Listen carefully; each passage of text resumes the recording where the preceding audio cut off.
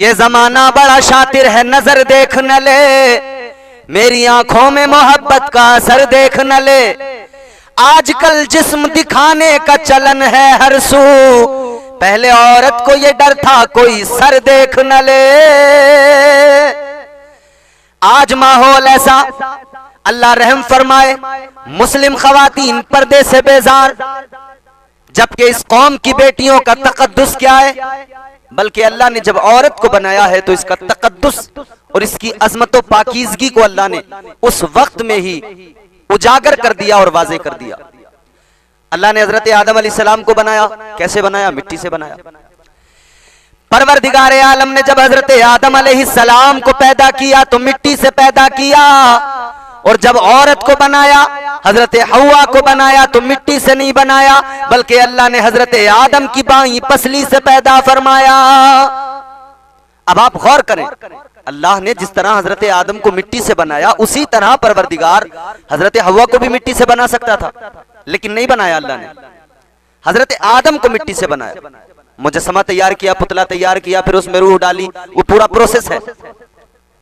जब अल्लाह ने बनाने का इरादा किया तो फरिश्तों से कहा, अल्लाह का कुरान कहता है, वइज़ क़ाला रब्बुका लिल मलाइकति इन्नी जाइलुन फिल अर्दि खलीफा। अल्लाह ने फरिश्तों से फरमाया, मैं जमीन पर अपना खलीफा बनाने वाला हूं। जब अल्लाह ने तख्लीक की है जनाब हजरत आदम अलैहिस्सलाम की, तो पहले फरिश्तों से कहा है, यानी बनाया बाद में है, आदमी को चर्चा पहले किया है। मैं आपको यह समझाऊंगा कि अल्लाह ने जिस तरह हजरत आदम को मिट्टी से बनाया, उसी तरह हजरत हव्वा को भी मिट्टी से बना सकता था परवरदिगार, लेकिन उसने नहीं बनाया। क्यों? रीजन क्या है? हजरत आदम अलैहिस्सलाम को बनाया, अल्लाह ने फरिश्तों से कहा कि मैं जमीन में अपना नाइब बनाना अपना खलीफा बनाना चाहता हूं। तो फरिश्तों ने अल्लाह की बारगाह में अर्ज़ किया, परवरदिगार तू उससे पैदा करेगा जो जमीन पे फितना और फसाद करेगा, लड़ाई झगड़ा करेगा, और ये यकीनी बात है। ऐ मेरे अजीजों, एक बात याद रखना, इंसान को अल्लाह ने अशरफ बनाया, अफजल बनाया, लेकिन फरिश्तों ने पहले ही कह दिया था ये जमीन में फसाद करेंगे, ये जमीन में लड़ाई झगड़ा करेंगे। और आज वही हो रहा है। भाई अपने भाई की सुपारी देता है, उसको कत्ल करने के लिए किसी कातिल को पैसा देता है, एक दूसरे का आपस में खून बहाया जा रहा है, एक इंसान दूसरे इंसान को कत्ल करता है। क्या आपने कभी सुना कि किसी कुत्ते ने दूसरे कुत्ते को कत्ल कर दिया? क्या आपने कभी सुना कि किसी जानवर ने किसी दूसरे जानवर का कत्ल, अपने हमजिन्स का कत्ल कर दिया? क्या सुना शेर ने शेर को कत्ल कर दिया या उसने सुपारी दी उसके कत्ल के एवज किसी कातिल को पैसे दिए? नहीं ना। पता लगा कि कुत्ते भी ये बात जानते हैं कि हमारा हमजिन्स है कुत्ता, तो हम लड़ेंगे, वो अलग बात है, आपस में नाराजगी होगी, मतभेद होंगे, लड़ाई हो जाएगी, लेकिन कत्ल नहीं करेंगे। मगर वाह इंसान, तुझे क्या हो गया? तू अपने दूसरे इंसान हमजिन्स को कत्ल करता है, उसका खून बहाता है। और बड़ा अजीब मामला है, फरिश्तों ने तो उसी वक्त कह दिया था, लेकिन अल्लाह ने क्या फरमाया था? पैदा बाद में किया, रब ने चर्चा पहले कर दिया। अल्लाह ने फरमाया, फरिश्तों इन्नी आलमु मा ला तालमून, ऐ फरिश्तों जो मैं जानता हूं वो तुम नहीं जानते।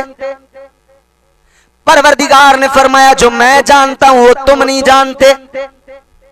फरिश्तों ने कहा, हाँ रब ये बात तो है, लेकिन फरिश्तों ने इबादत के लिहाज से भी कहा था, या अल्लाह अगर इबादत के लिए पैदा कर रहा है तो हम हैं। वनहनु नुसब्बिहु बिहम्दिका व नुक़द्दिसु लक, फरिश्तों ने अर्ज किया था, मौला तस्बीह के लिए हम हैं, इबादत के लिए हम हैं, हम्द करने के लिए हम हैं। फिर इंसान की क्या जरूरत? इंसान तो जमीन पे फितना और फसाद करेगा, खूरेजी करेगा। अल्लाह ने फरमाया, ऐ मेरे फरिश्तों जो मैं जानता हूं वो तुम नहीं जानते। अल्लाह ने हजरत आदम अलैहिस्सलाम को बनाने की प्रोसेसिंग शुरू हो गई, तैयारी शुरू हो गई। अल्लाह ने फरमाया हजरत जिब्राइल से, जिब्राइल जाओ जमीन पे जाओ, मिट्टी लेके आओ। बुलबुले सिदरा, तायरे सिदरा जमीन पे आए। जनाब हजरत जिब्राइल अमीन ने जैसे जमीन से मिट्टी को उठाना चाहा, जमीन रोने लगी। ए बुलबुले सिदरा किस लिए? का अल्लाह का हुक्म है मिट्टी ले जाना है, इंसान को पैदा किया जाएगा। जमीन रोने लगी, जमीन रोई तो बुलबुले सिदरा को रहम आ गया, तरस आ गया, खाली हाथ वापस चले गए। इनके बाद में हजरत जिब्राईल अलैहिस्सलाम के बाद में अल्लाह ने हजरत मीकाईल को भेजा, फिर हजरत इसराफील को भेजा। तीनों फरिश्तों को मिट्टी पर रहम आ गया, तरस आ गया, तीनों वापस खाली हाथ गए। लेकिन अल्लाह ने जब हजरत इस्राईल को भेजा, उन्होंने मिट्टी की एक न सुनी, जमीन की एक न सुनी, कोई रहम नहीं। कहा अल्लाह का हुक्म है पूरा करके रहूंगा। मिट्टी उठाई लेकर अल्लाह की बारगाह में पहुंच गए। तो जब लेकर पहुंच गए तो अल्लाह ने फरमाया, ऐ इस्राईल, तुम इंसान की तख्लीक के लिए मिट्टी लेकर आए हो, अब इंसान को जब दोबारा वापस इसी मिट्टी में मिलाया जाएगा तो ये काम भी तुम्हारे जिम्मे रहेगा। यानी इंसान को मौत आएगी तो उसकी रूह कब्ज तुम ही करोगे, ये काम भी तुम्हारे जिम्मे। अल्लाह ने वो काम उनके जिम्मे कर दिया। मेरे अजीजों, इस तरह इंसान की तख्लीक हुई, इस तरह इंसान पैदा हुआ, ये पूरी प्रोसेसिंग है। इसको तफसील से अगर बयान करें तो मौजू जो है वो उससे हम दूर निकल जाएंगे। मगर मैं अर्ज करना चाहता हूं कि हजरत आदम अलैहिस्सलाम को अल्लाह ने इस तरह पैदा किया, मिट्टी मंगाई गई, फिर उस मिट्टी को अल्लाह ने, उस मिट्टी का मुजस्समा, उसका पुतला तैयार किया गया, हजरत आदम अलैहिस्सलाम का मुजस्समा बना, फिर अल्लाह ने रूह डाल दी, हजरत आदम अलैहिस्सलाम को पैदा कर दिया। अल्लाह के प्यारे पैगंबर जनाब हजरत आदम अलैहिस्सलाम अल्लाह ने जन्नत में भेज दिया, जाओ आदम जन्नत में जाओ, खाओ पियो रहो। मगर जब हजरत आदम को पैदा किया था अल्लाह ने तो सिर्फ फरिश्ते थे, इंसान तो था नहीं। पहले इंसान बने थे आप, तो हम जिन्स कोई नजर नहीं आया, और हम जिन्स नजर नहीं आया तो दिल नहीं लगता था। एक रोज जनाब हजरत आदम अलैहिस्सलाम सो रहे हैं, आराम कर रहे हैं कि अल्लाह ने आपकी बाईं पसली से जनाब हजरत हव्वा को पैदा कर दिया। अल्लाह अकबर कबीरा। जब जनाब हजरत आदम अलैहिस्सलाम बेदार हुए, जब आंख खोल के देखा हजरत हव्वा सामने बैठी हैं, आपने फरमाया कौन हो तुम? कहने लगी मैं औरत हूँ। अल्लाह के नबी ने कहा किस लिए अल्लाह ने तुम्हें बनाया? कहा आपके लिए बनाया है, आपके लिए पैदा किया है। हजरत आदम अलैहिस्सलाम छूना चाहते हैं, अल्लाह ने फरमाया आदम छूना नहीं है, या अल्लाह मेरे लिए बनाया, फिर क्यों नहीं छूना है? अल्लाह ने फरमाया आदम पहले तुम मेहर अदा करो, हक मेहर अदा करने के बाद में ये तुम पर हलाल हो जाएंगी। यानी जब तक हक मेहर अदा नहीं करोगे तब तक तुम इनको नहीं छू सकते हो। तो हजरत आदम अलैहिस्सलाम की पसली से बना दिया अल्लाह ने, मिट्टी से क्यों नहीं बनाया? दरअसल बात यह है कि औरत के तकद्दुस को अल्लाह ने बरकरार रखा और उसकी अजमत व पाकीज़गी का अल्लाह ने गोया ऐलान कर दिया। फरिश्ता मिट्टी लेके आया, उस मिट्टी से हजरत आदम अलैहिस्सलाम बने, इसी तरह फरिश्ता मिट्टी लेके आता, फिर उससे हजरत हव्वा बनती। अल्लाह को यह भी गवारा नहीं था कि औरत जिस मिट्टी से बने उस मिट्टी का फरिश्तों को भी इल्म हो कि वो कौन सी मिट्टी है। इसीलिए पहले मिट्टी से आदम को बनाया, तो आदम मिट्टी से बन गए।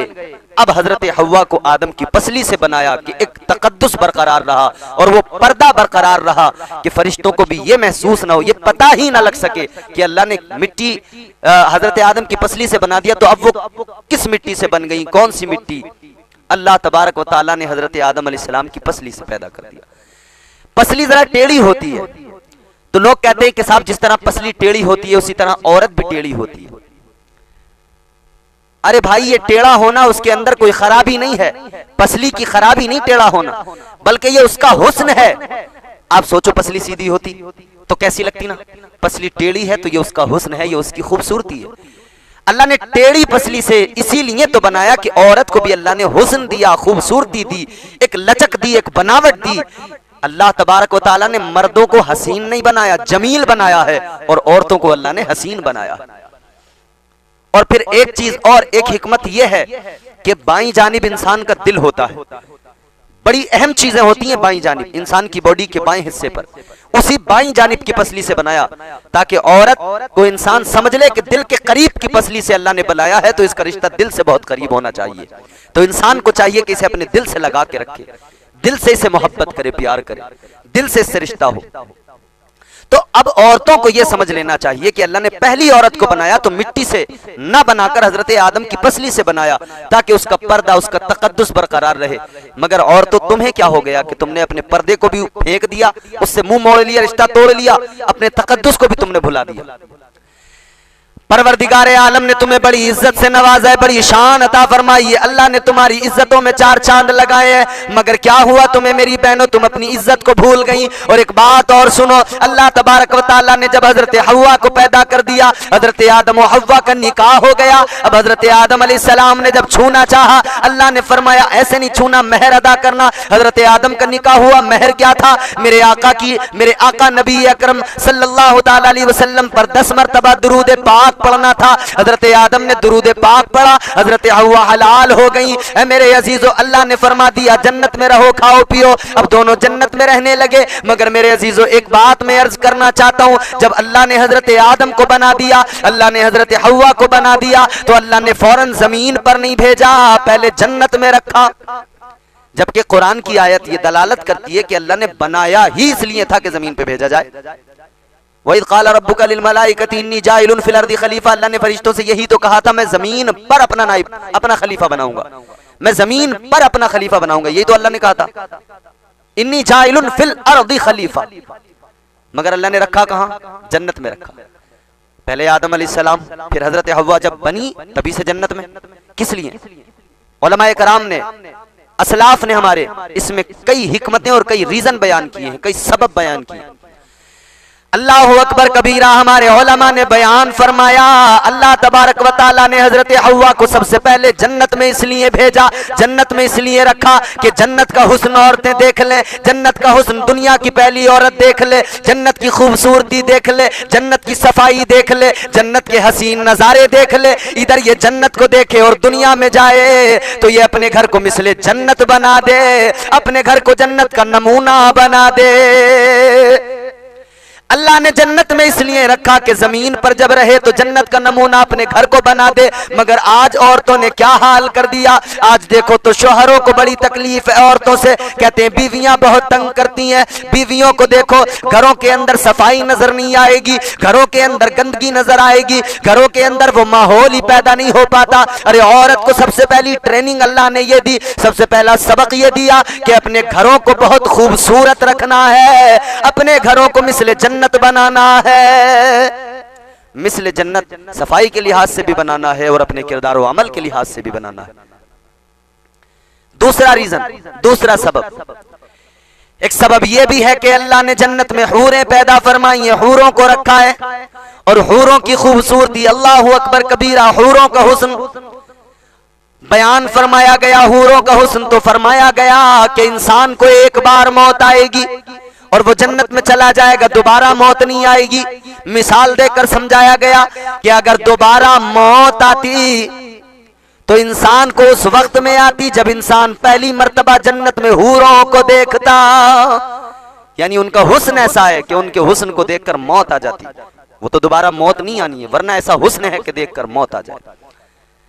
फरमाया गया अगर एक उंगली हूर जन्नत की अपनी दुनिया में जमीन पर उजागर कर दे, दुनिया में दिखा दे, तो उसकी चमक, उसकी ताबानी, उसकी तजल्ली, उसकी खूबसूरती से सारी कायनात के इंसान, इनकी आंखें खीरा हो जाए और सारी कायनात के लोग अंधे हो जाएं। ये हुस्न है हूरों का।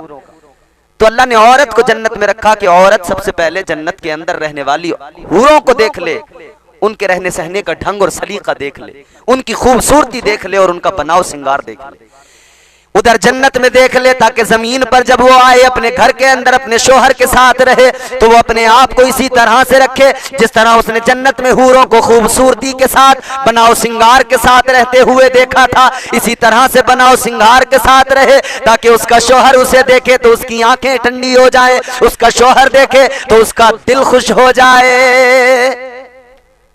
अल्लाह ने तो सबसे पहले ट्रेनिंग ये दी है औरत को, सबक ये दिया है। मगर आज तो औरतें खून पी रही हैं अपने शोहरों को, परेशान कर रही हैं अपने शोहरों को, रातों की नींद उड़ा रखी है अपने शोहरों की। याद रखना, अगर शोहर राजी नहीं है तो अल्लाह के नबी राजी नहीं, अगर शोहर राजी नहीं तो अल्लाह तबारक व तआला राजी। मगर जब घर पे शादी आए तो वो भी करता वही है जो सारा समाज कर रहा है। सिर्फ बात सही है कहने से काम थोड़ी चलेगा, अमल भी तो होना चाहिए। ये भाग गए, शायद माइक वाले हैं, इसे खुश करके भाग गए। इन्होंने कहा ये झेलता रहेगा इसे मौलाना, मैं तो चला जाऊं। बैठे हैं, अच्छा पानी पी रहे हैं ना, दूर ही है कहीं, चाय पीने गए। अब गौर से सुनिए मेरी बात। तो शादी निकाह मुस्तफा जान रहमत की सुन्नत है, मगर इसमें शुरू से ही इतनी चीजों को शामिल किया गया, इतनी चीजों को शामिल किया गया कि वो चीजें शामिल होती गई और वो खिलाफ शरीयत, इस्लाम के खिलाफ बहुत सारी चीजें बेवजह बदअतकादियां शामिल हो गई। और हम लकीर के फकीर उसी लकीर को पीटते चले जा रहे हैं, उसी लकीर के पीछे भागते चले जा रहे हैं। याद रखो अजीजा ने गिरामी वकार, ताजदार मदीना की शरीयत सबसे ऊपर। आपके घर की कोई बड़ी बूढ़ी औरत बताए या मोहल्ले की कोई सबसे समझदार औरत बताए, अगर उसकी बात इस्लाम के खिलाफ है, मानने से इनकार कर देना। मानना तो फकत इस्लाम का पैगाम मानना और मुस्तफा जाने रहमत का फरमान मानना। सुभान अल्लाह, हुजूर के फरमान को मानकर उस पर अमल करना। हाँ, पर हल्दी वाला तो मामला ज्यादा खतरनाक है। हल्दी वाला दिन तो ऐसा है, पूरा घर पीला, औरतें पीली, आदमी पीले, बच्चे भी पीले, पर्दे भी घरों के पीले, सब कुछ पीला पीला हो गया। ऐसे हालात के बच्चों से लेके, अच्छा औरतें बड़ी चालाकी से काम लेती हैं, कपड़ा अपने लिए लाई पीला सूट सीने को, उसमें से इतना सा बच्चा तो छोटे वाले का कुर्ता सी दिया, उसे भी पीला कर दिया। और आदमियों से कह रही हैं पहले से पहले 10 दिन 15 दिन 20 दिन महीना भर पहले कि जी वो हल्दी वाला सूट मैं तो सिलवा रही हूं, तुम भी एक कुर्ता पजामा सिलवा लेते पीले रंग का। तो उन्होंने कहा अच्छा, तो उन्होंने भी कुर्ता पजामा सिलवा लिया पीला। कहने का मतलब यह है आदमी औरतों के पीछे इतना चल रहा है, इतना चल रहा है। अल्लाह ने मर्द को हाकिम बनाया मगर ये महकूम बन गया, ये दस्त बस्ता पीछे खड़ा है। आगे से फरमान जारी हुआ, ये पीछे से जी जी जैसा बता दिया गया, जैसा समझा दिया गया, बस हाँ जी कर लिया फौरन। औरत ने कहा ये करो, कहा हाँ जी। और मस्जिद में तकरीर सुन के इमाम साहब की, हाँ जी सही कह रहे हैं इमाम साहब, बात सही है इनकी। जलसे में तकरीर सुनी, हाँ बात तो सही कह रहे हैं मौलाना। और घर में जाके खुद ही फिर वही सारे काम अपने घर में करवा रहे हैं। हमने तो कई लोगों के घरों का हाल ये देखा, वो मोहल्ले के अंदर चौराहों पे बैठकर दूसरों के घरों की शादियों का तबसरा किया करते थे, तनकीदें किया करते थे। उसने ऐसा कर लिया, वो ये कर रहा है, वो कर रहा है। ये इधर उधर बैठकर तनकीदें करने वाले, इनके घर में जब शादी आई, काम सारे हुए, कुछ दरवाजा खोल कर किए गए, कुछ काम दरवाजा बंद करके किए गए, काम सब हुए। और वो जो तनकीदें करते थे, वो जो लोगों पे बड़ी उंगलियां उठाते थे, वो उनके घर भी वही रहा। ये बिल्कुल इसी तरह है कि हम दुनिया को जगाने के ठेकेदार बन जाएं, अपने जागने की बारी आए तो हम बेहोश हो जाएं, अपना होश न रहे। याद रखना मेरे अजीजों, आगाज जो होता है वो खुद से होता है, तब्दीली का आगाज खुद से हुआ करता है। पहले अपने आप को बंदा बेहतर करे, सब कुछ बेहतर होता चला जाएगा। और जब तक खुद को बेहतर न किया, कुछ नहीं कर सकते, फिर बस हर तरफ खराबियां नजर आई। मगर मेरे अजीजों गौर करो, सारे गैर शरई काम शामिल कर लिए गए। तकरीब का नाम कार्ड जब छपा, उस पर लिखा गया अन्निकाहु मिन सुन्नती फमन रगिबा अन सुन्नती फलैसा मिन्नी। आका की हदीस लिखी गई, उसमें बताया गया निकाह करना ताजदार मदीना की सुन्नत है। लेकिन सुन्नत को जब अदा किया जा रहा है तो सबसे कमजोर जो पूरी शादी में काम नजर आता है वो सुन्नत पर अमल ही, यानी वो खुद निकाह, वो महफिल निकाह ही सबसे कमजोर नजर आती है। बारात में कितने लोग जाते हैं? कम से कम 250-300। और मैंने इस पूरी बेल्ट में देखा है, ट्रैक्टर स्टार्ट किया, ट्रॉली पीछे जोड़ दी और चल दिए। भर भर ट्रॉली आ रहे हैं लोग, भर भर ट्रॉली आ रहे हैं, बड़े लंबे चौड़े खाने हो रहे हैं, सब कुछ हो रहा है। इंतजाम बहुत किए गए, लंबे चौड़े इंतजाम किए गए, बड़े बड़े खाने किए गए, सब काम, सारी तकरीब देखो। जहां खाना चल रहा था वहां लोगों की भीड़ थी, जहां बारात रुकी हुई थी वहां लोगों की भीड़, जहां दूल्हा मियां बैठे वहां लोगों की भीड़। कोई सेल्फी ले रहा था, कोई कुछ। सारे लोग बैठे हैं, भीड़ है हर जगह। मगर फिर एक वक्त आया निकाह का, वो भीड़ ऐसे गायब हो गई जैसे गधे के सर से सींग गायब हो जाती है। अब बैठे रह गए 4-5 बुड्ढे, 2-4 दूल्हे के दोस्त, एक इमाम साहब, एक वकील साहब, 2 गवाह। कार्ड पे भी छपवाया था, जमाने को भी बताया था, सबको बता दिया गया, सब कुछ तो छपवा दिया गया।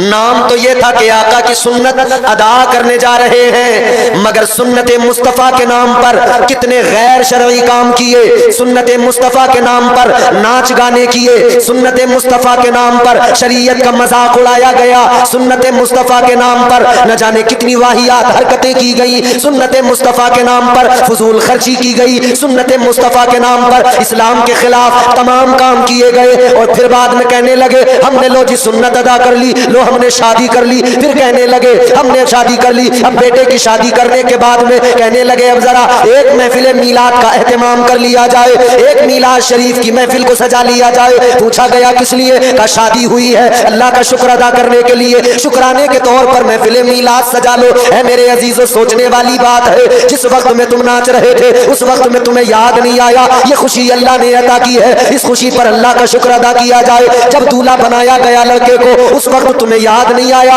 इसके सर पे जो सेहरा सजा है ये अल्लाह ने करम फरमाया है, तभी तो सर पे सेहरा सजा है। उस वक्त याद नहीं आया कि चलो अल्लाह का शुक्र अदा कर लिया जाए। नहीं, उस वक्त तो दरवाजे पे बाजा बजाने वाले खड़े थे, उस वक्त तो दरवाजे पे नट खड़े थे, उस वक्त तो दरवाजे पे ढोल बजाने वाले खड़े थे, उस वक्त तो दरवाजे पे तमाम नाचने गाने वाले या ख्वाजा सरा आकर खड़े थे। और आप पैसों की गड्डियां हाथ में लेकर लोगों को नचाकर अपने पैसे उड़ा रहे थे, नाचने वाले नाच रहे थे। उस वक्त शुक्र खुदा आपको याद नहीं आया, उस वक्त अल्लाह का शुक्र अदा करना है ये ख्याल नहीं आया। नाच गाना होता रहा, शरीयत के खिलाफ सारे काम होते रहे, कुछ याद नहीं आया। अब महफिल मीलाद सजाई है, अब समझते हैं सारी बरकतें आज ही मिल जाएंगी, सारी बरकतें एक महफिल मीलाद के जरिए आ जाएंगी। हाँ, महफिल मीलाद के जरिए बरकतें तो आती हैं, मगर तूने जो निकाह किया, तूने जो शादी अपने बेटे की है, उसमें तूने इतने गैर शरई काम कर लिए हैं कि पहले तुझे उन सब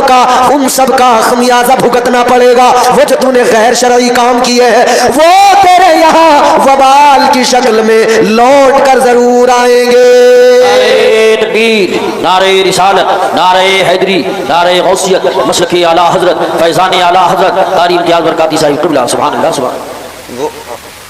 वो आएंगे साहब। और फिर शादी होती है ना तो उस वक्त में लोगों का एक डायलॉग बड़ा फेमस है, एक बड़ा फेमस डायलॉग है, जानते हो वो क्या है? जल रहे हैं हमसे, हमारी खुशी देखी थोड़ी जा रही है इनसे, पेटों में आग लगी पड़ी है इनके।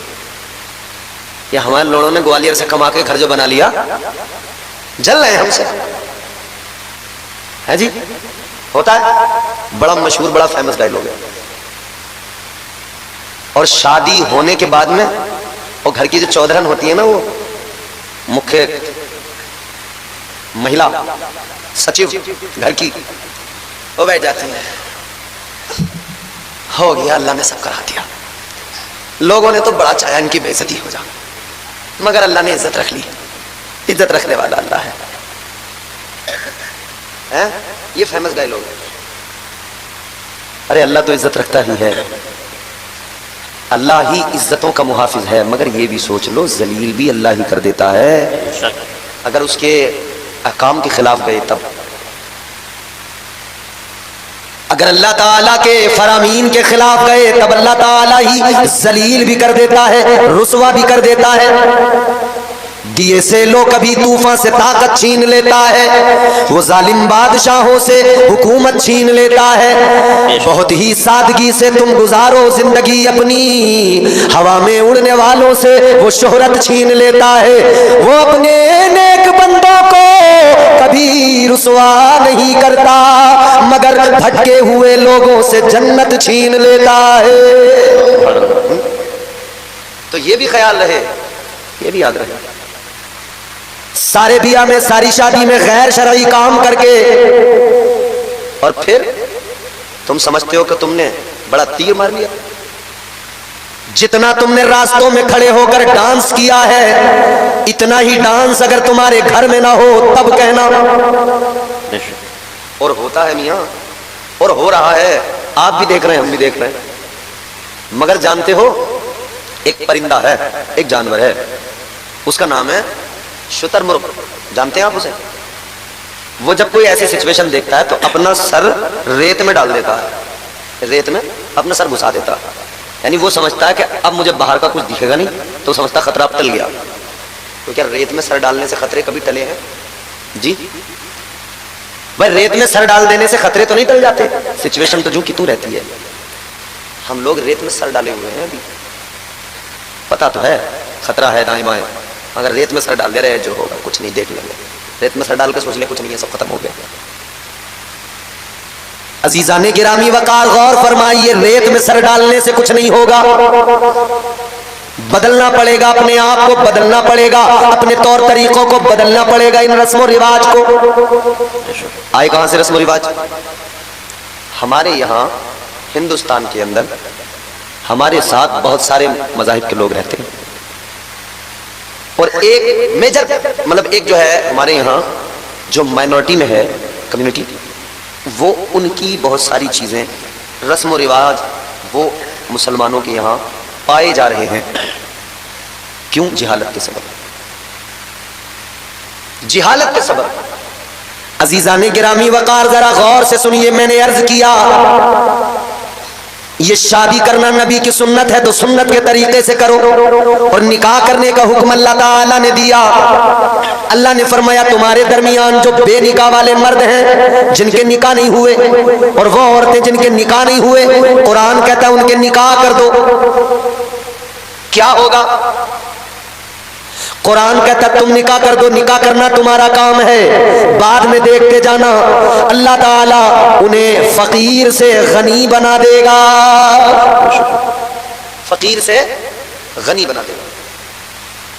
हमारे यहां तो सोच ये है लड़का पैरों पे खड़ा हो जाए तब शादी करेंगे, कारोबार अच्छा हो जाए तब शादी करेंगे। हमारे यहाँ तो ये फिक्र है लोगों की, ये सोच है कि लड़का अच्छा बिजनेस कर ले, कारोबार कर ले, पढ़ लिख कर सरकारी नौकरी हासिल कर ले तब इसका निकाह करेंगे। लेकिन मेरे अजीजों, इस्लाम कहता है तू इसके कारोबार का फिक्र, तू इसके कारोबार की फिक्र छोड़ दे, इसके तू पैरों पे खड़े होने की फिक्र छोड़ दे, तू इसके सरकारी नौकरी लगने की फिक्र छोड़ दे, तू इन सारी चीजों को छोड़ दे। तेरा काम है जब तेरा घर के अंदर बच्चा बड़ा हो जाए, जब तेरे आसपास में तेरे अपनों में कोई जवान हो जाए, जब तू समझ जाए अब ये निकाह के काबिल हो गया, इस्लाम कहता है अगर तेरा बेटा इतना बड़ा हो गया कि अब वो निकाह के काबिल है, इस्लाम कहता है फौरन उसका निकाह कर दे। अब तू देख रहा है मेरी बेटी जवान हो गई, निकाह के काबिल हो गई, तेरे लिए इस्लाम ने हुक्म दिया कि तू अपनी बेटी का निकाह कर दे, अपनी बेटी की शादी कर दे। आज हमारे यहाँ देर पे देर, इतनी देर, उस देर का नतीजा क्या?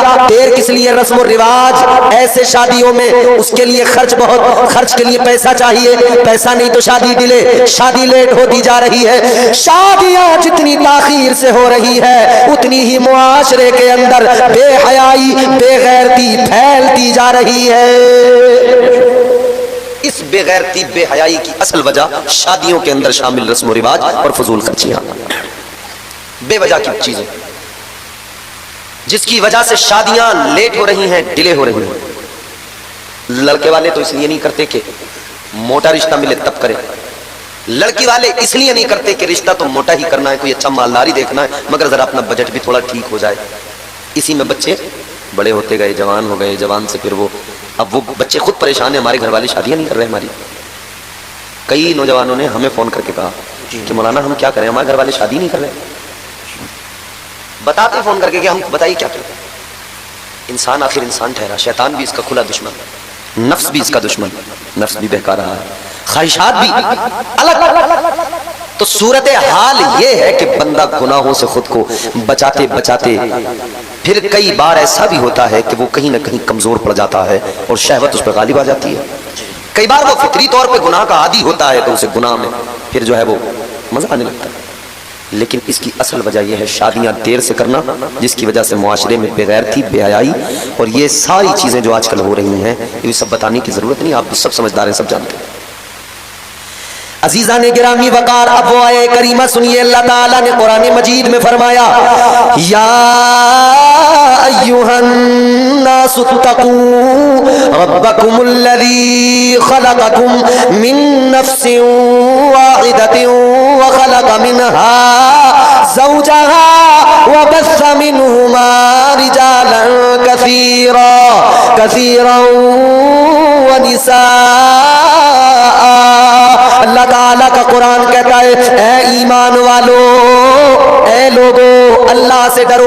या अय्युहन्नास, या अय्युहन्नास इत्तकू, या अय्युहन्नास, ऐ लोगो इत्तकू, अल्लाह से डरो।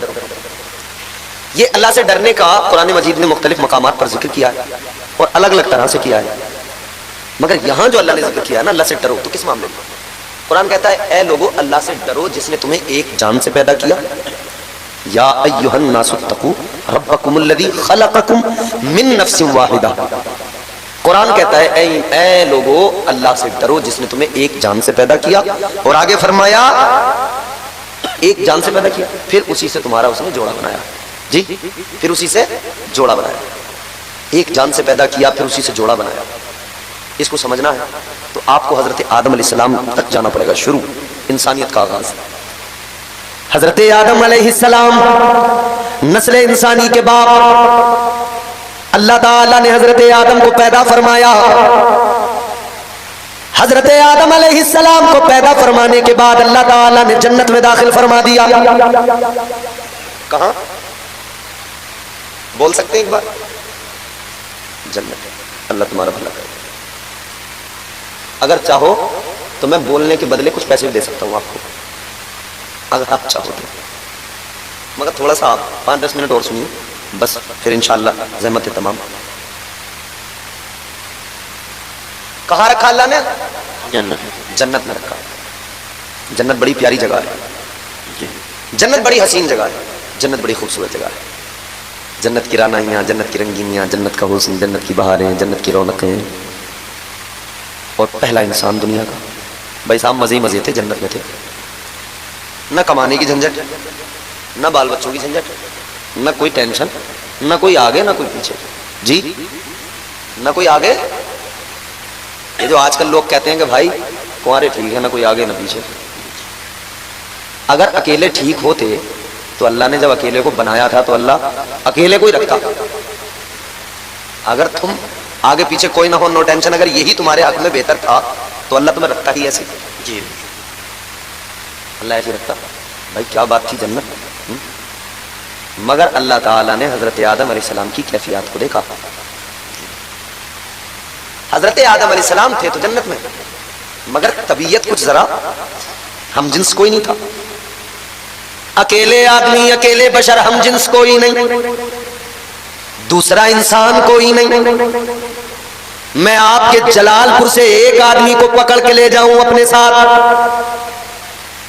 और किसी जंगल में ले जाकर छोड़ दूं जहां 200-400 किलोमीटर के जंगल में कोई दूसरा आदमी ना हो, तो रह पाएगा अकेला?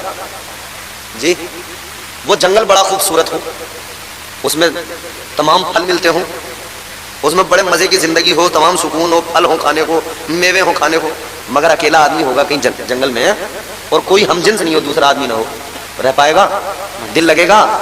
नहीं लगेगा, नहीं लगेगा। यानी आदमी ऐसी जगह कि जहां कोई ना हो वहां जाना भी चाहता है ना तो अपनी मेहरारू के साथ ही जाना चाहता है। कहता ये कि चलो हम ऐसी जगह चले जाएं जहां कोई ना हो, कोई हमें देखता ना हो, बस तुम हो और मैं हूं, फिर बोले हम प्यार की बातें करें। आदमी जाना भी चाहता है तो चाहता है, आदमी की फितरत है अकेला, हम जिन्स जब तक कोई नहीं हो अकेला रह नहीं पाता, परेशान हो जाता है। क्योंकि जन्नत में होने के बावजूद हजरत आदम अलैहिस्सलाम अकेले होने की वजह से, जन्नत में अकेले होने की वजह से अजीब कैफियत में थे, दिल नहीं लगता था। एक रोज हजरत आदम अलैहिस्सलाम जब सोए, अल्लाह ने बाईं पसली से हजरत हव्वा को पैदा फरमाया, अल्लाह ने जोड़ा बना दिया। अब कुरान की आयत और उसका मफहूम, अल्लाह ताला ने जोड़ा तैयार कर दिया, पहली औरत पैदा हो गई। हजरत हव्वा को अल्लाह ने पैदा कर दिया। हजरत आदम ने आंख खोल के देखा, हजरत हव्वा फरमाने लगे आप कौन? हजरत हव्वा ने कहा मैं हव्वा, पहली औरत, आपके लिए मुझे अल्लाह ने पैदा किया। तो हजरत आदम ने हाथ आगे बढ़ाया छूने के लिए। अल्लाह ने फरमाया आदम नहीं, छू नहीं सकते, हाथ नहीं लगा सकते। या अल्लाह किस लिए? ऐ मौला क्या वजह है? परवरदिगार ने फरमाया हव्वा को पैदा तो तुम्हारे लिए किया गया है, मगर आदम जान लो हव्वा को अगर छूना है, अगर इनके करीब जाना है तो पहले निकाह होगा, पहले तुम्हारी शादी होगी। मिलने के लिए निकाह जरूरी है, करीब आने के लिए निकाह जरूरी है, निकाह जरूरी है।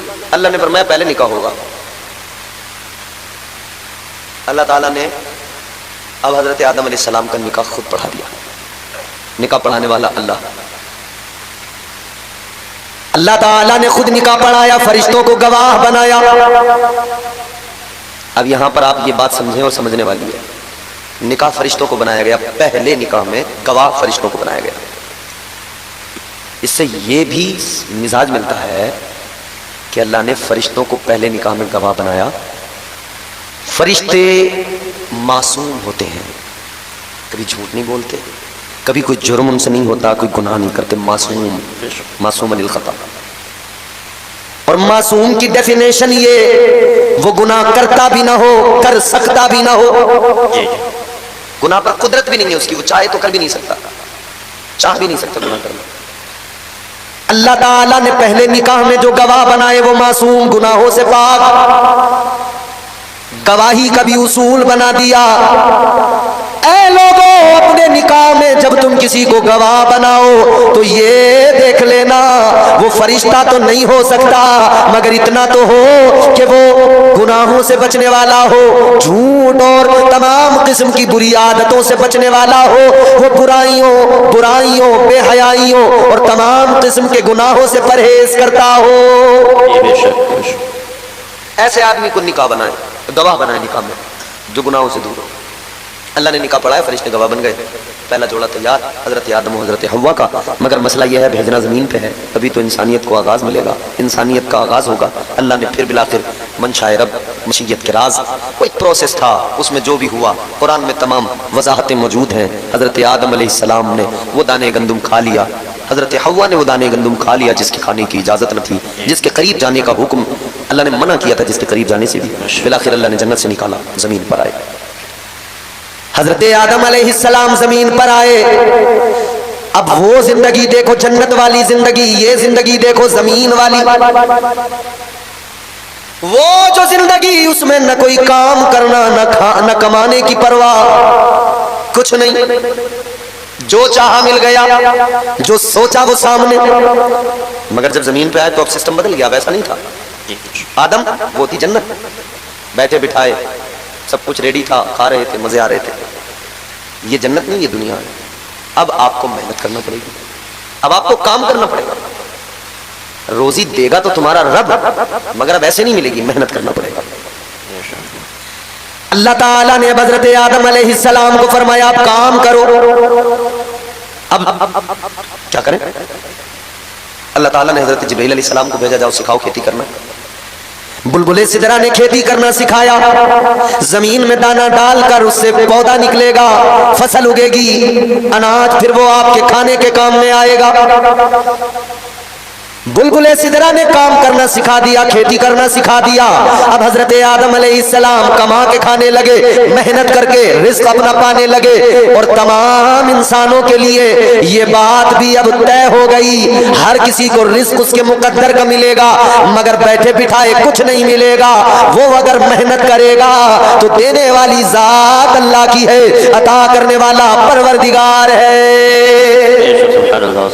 देगा तो अल्लाह, मगर मेहनत करनी पड़ेगी। तो हजरत आदम, हजरत हव्वा, अब इन दोनों के मिलने से क्या होता था? एक बार में हजरत हव्वा जब हामिला होती थी, प्रेग्नेंट होती थी, तो एक मर्तबा में दो बच्चे पैदा होते थे, एक लड़का एक लड़की। एक लड़का एक लड़की एक मर्तबा में।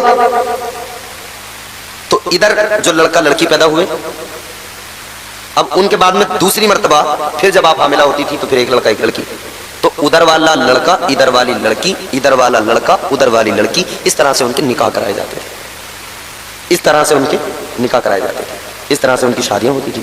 बस शादियों का प्रोसेस इसी तरह से स्टार्ट हुआ। मगर शादियों का प्रोसेस इसलिए था कि इंसानियत को फरोग मिले, इसलिए नहीं था कि शैतानियत को फरोग मिले। शादियों का मकसद इसलिए हरगिज नहीं था कि शैतानियत को फरोग मिले, शादियों का मकसद था कि इंसानियत फरोग पाए।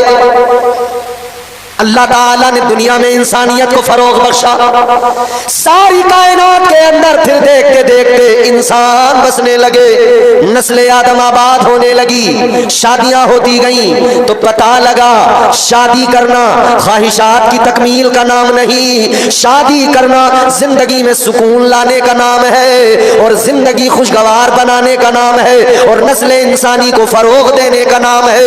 अल्लाह तबारक व तआला ने ये अपने बंदों को मिजाज दे दिया, अल्लाह ताला ने अपने बंदों को ये फिक्र दे दी, तुम शादियां करो, इस तरह से अपनी नस्लें आगे बढ़ाते जाओ ताकि इंसानियत भी फरोग पाती जाए और तुम भी गुनाहों से बचे रहो, तुम्हारी जिंदगियां भी खुशगवार हो। अजीजा ने गिरामी वकार, अब जरा ये जुमला मेरा गौर से सुनिए, अल्लाह ताला ने औरत को मर्द की जिंदगी में इसलिए भेजा कि मर्द की जिंदगी में सुकून पैदा हो, सुकून पैदा हो जिंदगी। और अब की औरत ने आती इसकी जिंदगी उथल पुथल करके रख दी, इसकी जिंदगी में वो हल्ला काट के फेंक दिया। अभी शादी को जुमा 8 दिन हुए हैं, काना फूसी वहीं से शुरू हो जाती है, उसके बाद में धीरे धीरे मामला बढ़ता है तो फिर अल्लाह खैर करे, फिर तो वो बहुत आगे निकल जाती है बात। औरतों को अल्लाह ने इसलिए पैदा किया, इसलिए जोड़े बनाए कि मर्द के दिल की घबराहटें, उसकी परेशानियां, उसकी उलझनें दूर हों, उसकी जिंदगी खुशगवार बने और इस तरह ये दोनों खुशी से, अपना इनका जोड़ा तैयार है, खुशी से रहें, खुशी से जिंदगी पुरसुकून जिंदगी गुजारें। मगर अब हालत ये है, जिंदगियों में सुकून नहीं रहा, जिंदगियों में आज हालत क्यों? वजह ये है कि हमने शरीयत को छोड़ा, तो हमने अपनी जिंदगी में खुद मुश्किलें पैदा की, अपनी जिंदगी में दुश्वारियां अपने लिए खुद हमने पैदा की। इसीलिए कुरान ने कहा वमा असाबकुम मिन मुसीबतिन फबिमा कसबत अयदीकुम, अल्लाह ताला का कुरान कहता है जो तुम पर मुसीबतें परेशानियां आती है ये तुम्हारे दोस्त की शादी में, दोस्त की शादी जरूर है मगर इतना याद रख तू मुसलमान है, मुस्तफा का उम्मती है। अच्छा, अब इस दौर में देखो ना अजीब सिस्टम, यहां जब रिश्ते जोड़े जा रहे हैं, निकाह की बातें हो रही है, शादी की बातें, तो बिचौलिया झूठ बोल के रिश्ते करा रहा है। किसी के पास 5 बीघे जमीन है तो सीधी 50 बीघे बना दी है? कोई अगर किसी दुकान पे काम करता है तो दूर से दिखा के बोले दुकान इसकी है, झूठ की बुनियाद पर रिश्ता जोड़ दिया। अब ये झूठ इसलिए बोला कि माल ज्यादा से ज्यादा लिया जाए, माल ज्यादा, बेटी वाले को दबाया जा रहा है, सताया जा रहा है। ये बात तो सही है, सारे उलमा कहते हैं, समाज में बैठे हुए लोग कहते हैं, मगर मैं कहता हूं बेटी वाले को नहीं सताया जा रहा। आप कहेंगे कैसे? बेटी वाला थोड़ी कम है, बेटी वाला किसी शरीफ आदमी क्या कर रहा है अपनी बेटी है? तो रो क्यों रहा? तू ही तो देख रहा सबसे अमीर कबीर आदमी, चौधरी आदमी, रो क्यों रहा? मेरे आका ने फरमाया 4 चीजों की बुनियाद पर रिश्ते होते हैं, हुस्न की बुनियाद पर, माल दौलत की बुनियाद पर, खानदान की बुनियाद पर, और चौथा दीनदारी की बुनियाद पर। मेरे आका ने फरमाया तुम दीनदारी को अहमियत दिया करो, दीनदारी की बुनियाद पर रिश्ते किया करो। ईमानदारी से बताओ, जब लड़की वाला दामाद देखने चलता है तो दीनदारी सबके बाद में देखता है, मालदारी सबसे पहले देखता है। सबसे पहले मालदारी देख रहा, गड़बड़ हो रही है, होनी ही है। मालदारी देखकर रिश्ते न करो, दीनदारी देखकर रिश्ते करो। अच्छा, फिर लड़के वालों का भी हिसाब अजीब ही है, लड़के वाला भी ऐसे थोड़ी मानता। कोई आए इसके घर पे कि जनाब बेटे का रिश्ता कर लो, तो कहेगा कि अभी रुक के करेगा, जरा अभी 1 साल लगेगा, रिश्ता 1 साल बाद का। रिश्ते तो बहुत आ रहे हैं मगर अभी हमें करना नहीं। फिर बता फलां जगह से रिश्ता आया था, बड़े जिद कर रहे थे, कह रहे थे मंगनी में ही 1.5 लाख रुपए दिलवा देंगे आपको और कार दिलवा देंगे चौपैया। इसे रिश्ता तो करना है, ये मना जो कर रहा है इसलिए नहीं कि नहीं करना, ये रिश्ता बताने वाले को ये बता रहा है कि अगर 1.5 लाख की मंगनी का रिश्ता है तो बात कर, वरना भी हमें रिश्ता नहीं करना। तो इसकी बात सुन के अगर सामने से उसने ऑफर दे दिया कि क्या बात कर रहे हो 1.5 लाख, मैं 1,75,000 दिलवाऊंगा, तो बोले चलो मशवरा कर ले, राजी हो गए। आज ये हालत हो गई, मगर आओ जरा आपको पीछे लेके चलता हूं, एक निकाह की बात बताता हूं, कैसे हुआ वो निकाह और कैसे होते थे पहले निकाह। बात मेरी अपनी नहीं होगी, कुरान है, अल्लाह का फरमान, अल्लाह के कलाम ने उस निकाह का, उस शादी का जिक्र किया। हजरत मूसा अलैहिस्सलाम की शादी को अल्लाह ने कुरान मजीद में बयान फरमाया। हजरत मूसा अलैहिस्सलाम फिरौन के यहां पले बड़े, फिर वहां से आपने हिजरत की मिस्र। जब आप मिस्र की तरफ जा रहे थे, मिस्र छोड़ के मदियन या मदाइन जगह है, उस तरफ जब आप जा रहे हैं, हजरत मूसा अलैहिस्सलाम जा रहे हैं, रास्ते में आपने एक जगह पर देखा, एक कुआं है, चश्मा है, कुछ लोग उस चश्मे पर, उस कुएं पर अपने जानवरों को पानी पिला रहे हैं, मगर वहीं पीछे 2 लड़कियां खड़ी हैं, पर्दे के साथ खड़ी हैं, आगे मर्द हैं, ये अपने जानवरों को पानी पिला रहे हैं और पीछे ये 2 लड़कियां खड़ी हैं। हजरत मूसा अलैहिस्सलाम ने जब इनको देखा, काफी देर से खड़ी हैं, आपने फरमाया तुम अपने जानवरों को पानी क्यों नहीं पिला रही हो? वो दोनों कहने लगी ये मर्द हैं, हम मर्दों में जाएंगे बेपर्दगी होगी, मर्दों में नहीं जाएंगे, हम तब पानी पिलाएंगे जब ये सारे अपने जानवरों को पानी पिला लेंगे, जब ये हट जाते हैं तब हम अपने जानवर लेके जाते हैं, जो पानी बचा रह जाता है वो हम अपने जानवरों को पिला लेते हैं। कहने लगी वजह ये है, ये काम हम इसलिए करते हैं कि हमारे बाप बूढ़े हैं, ज़ईफ हैं, वो ये काम नहीं कर सकते, तो हम अपने जानवरों को पानी पिलाने आते हैं, हम अपने जानवरों को चराते हैं। अल्लाह अल्लाह। हजरत मूसा अलैहिस्सलाम ने जब ये बात सुनी, आपने करीब में देखा एक और कुआं है, उसके ऊपर एक पत्थर रखा हुआ है, बहुत भारी, बड़ा वजनी, इतना कि 10 लोग मिलकर उठाएं तब कहीं जाके उठे। पैगंबरे खुदा हजरत मूसा अलैहिस्सलाम आगे बढ़े, आपने अकेलों ने उस पत्थर को उठाया, हटा दिया, फरमाया शहजादियों इस चश्मे से आप अपने जानवरों को पानी पिलाओ, इस कुएं से अपने जानवरों को पानी पिलाओ। वो दोनों लड़कियां अपने जानवर, अपनी बकरियां लाई, उन्होंने पानी पिलाया।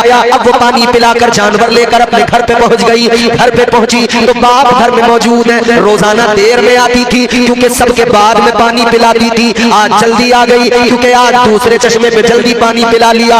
अब ये जो इन लड़कियों के बाप हैं कौन है?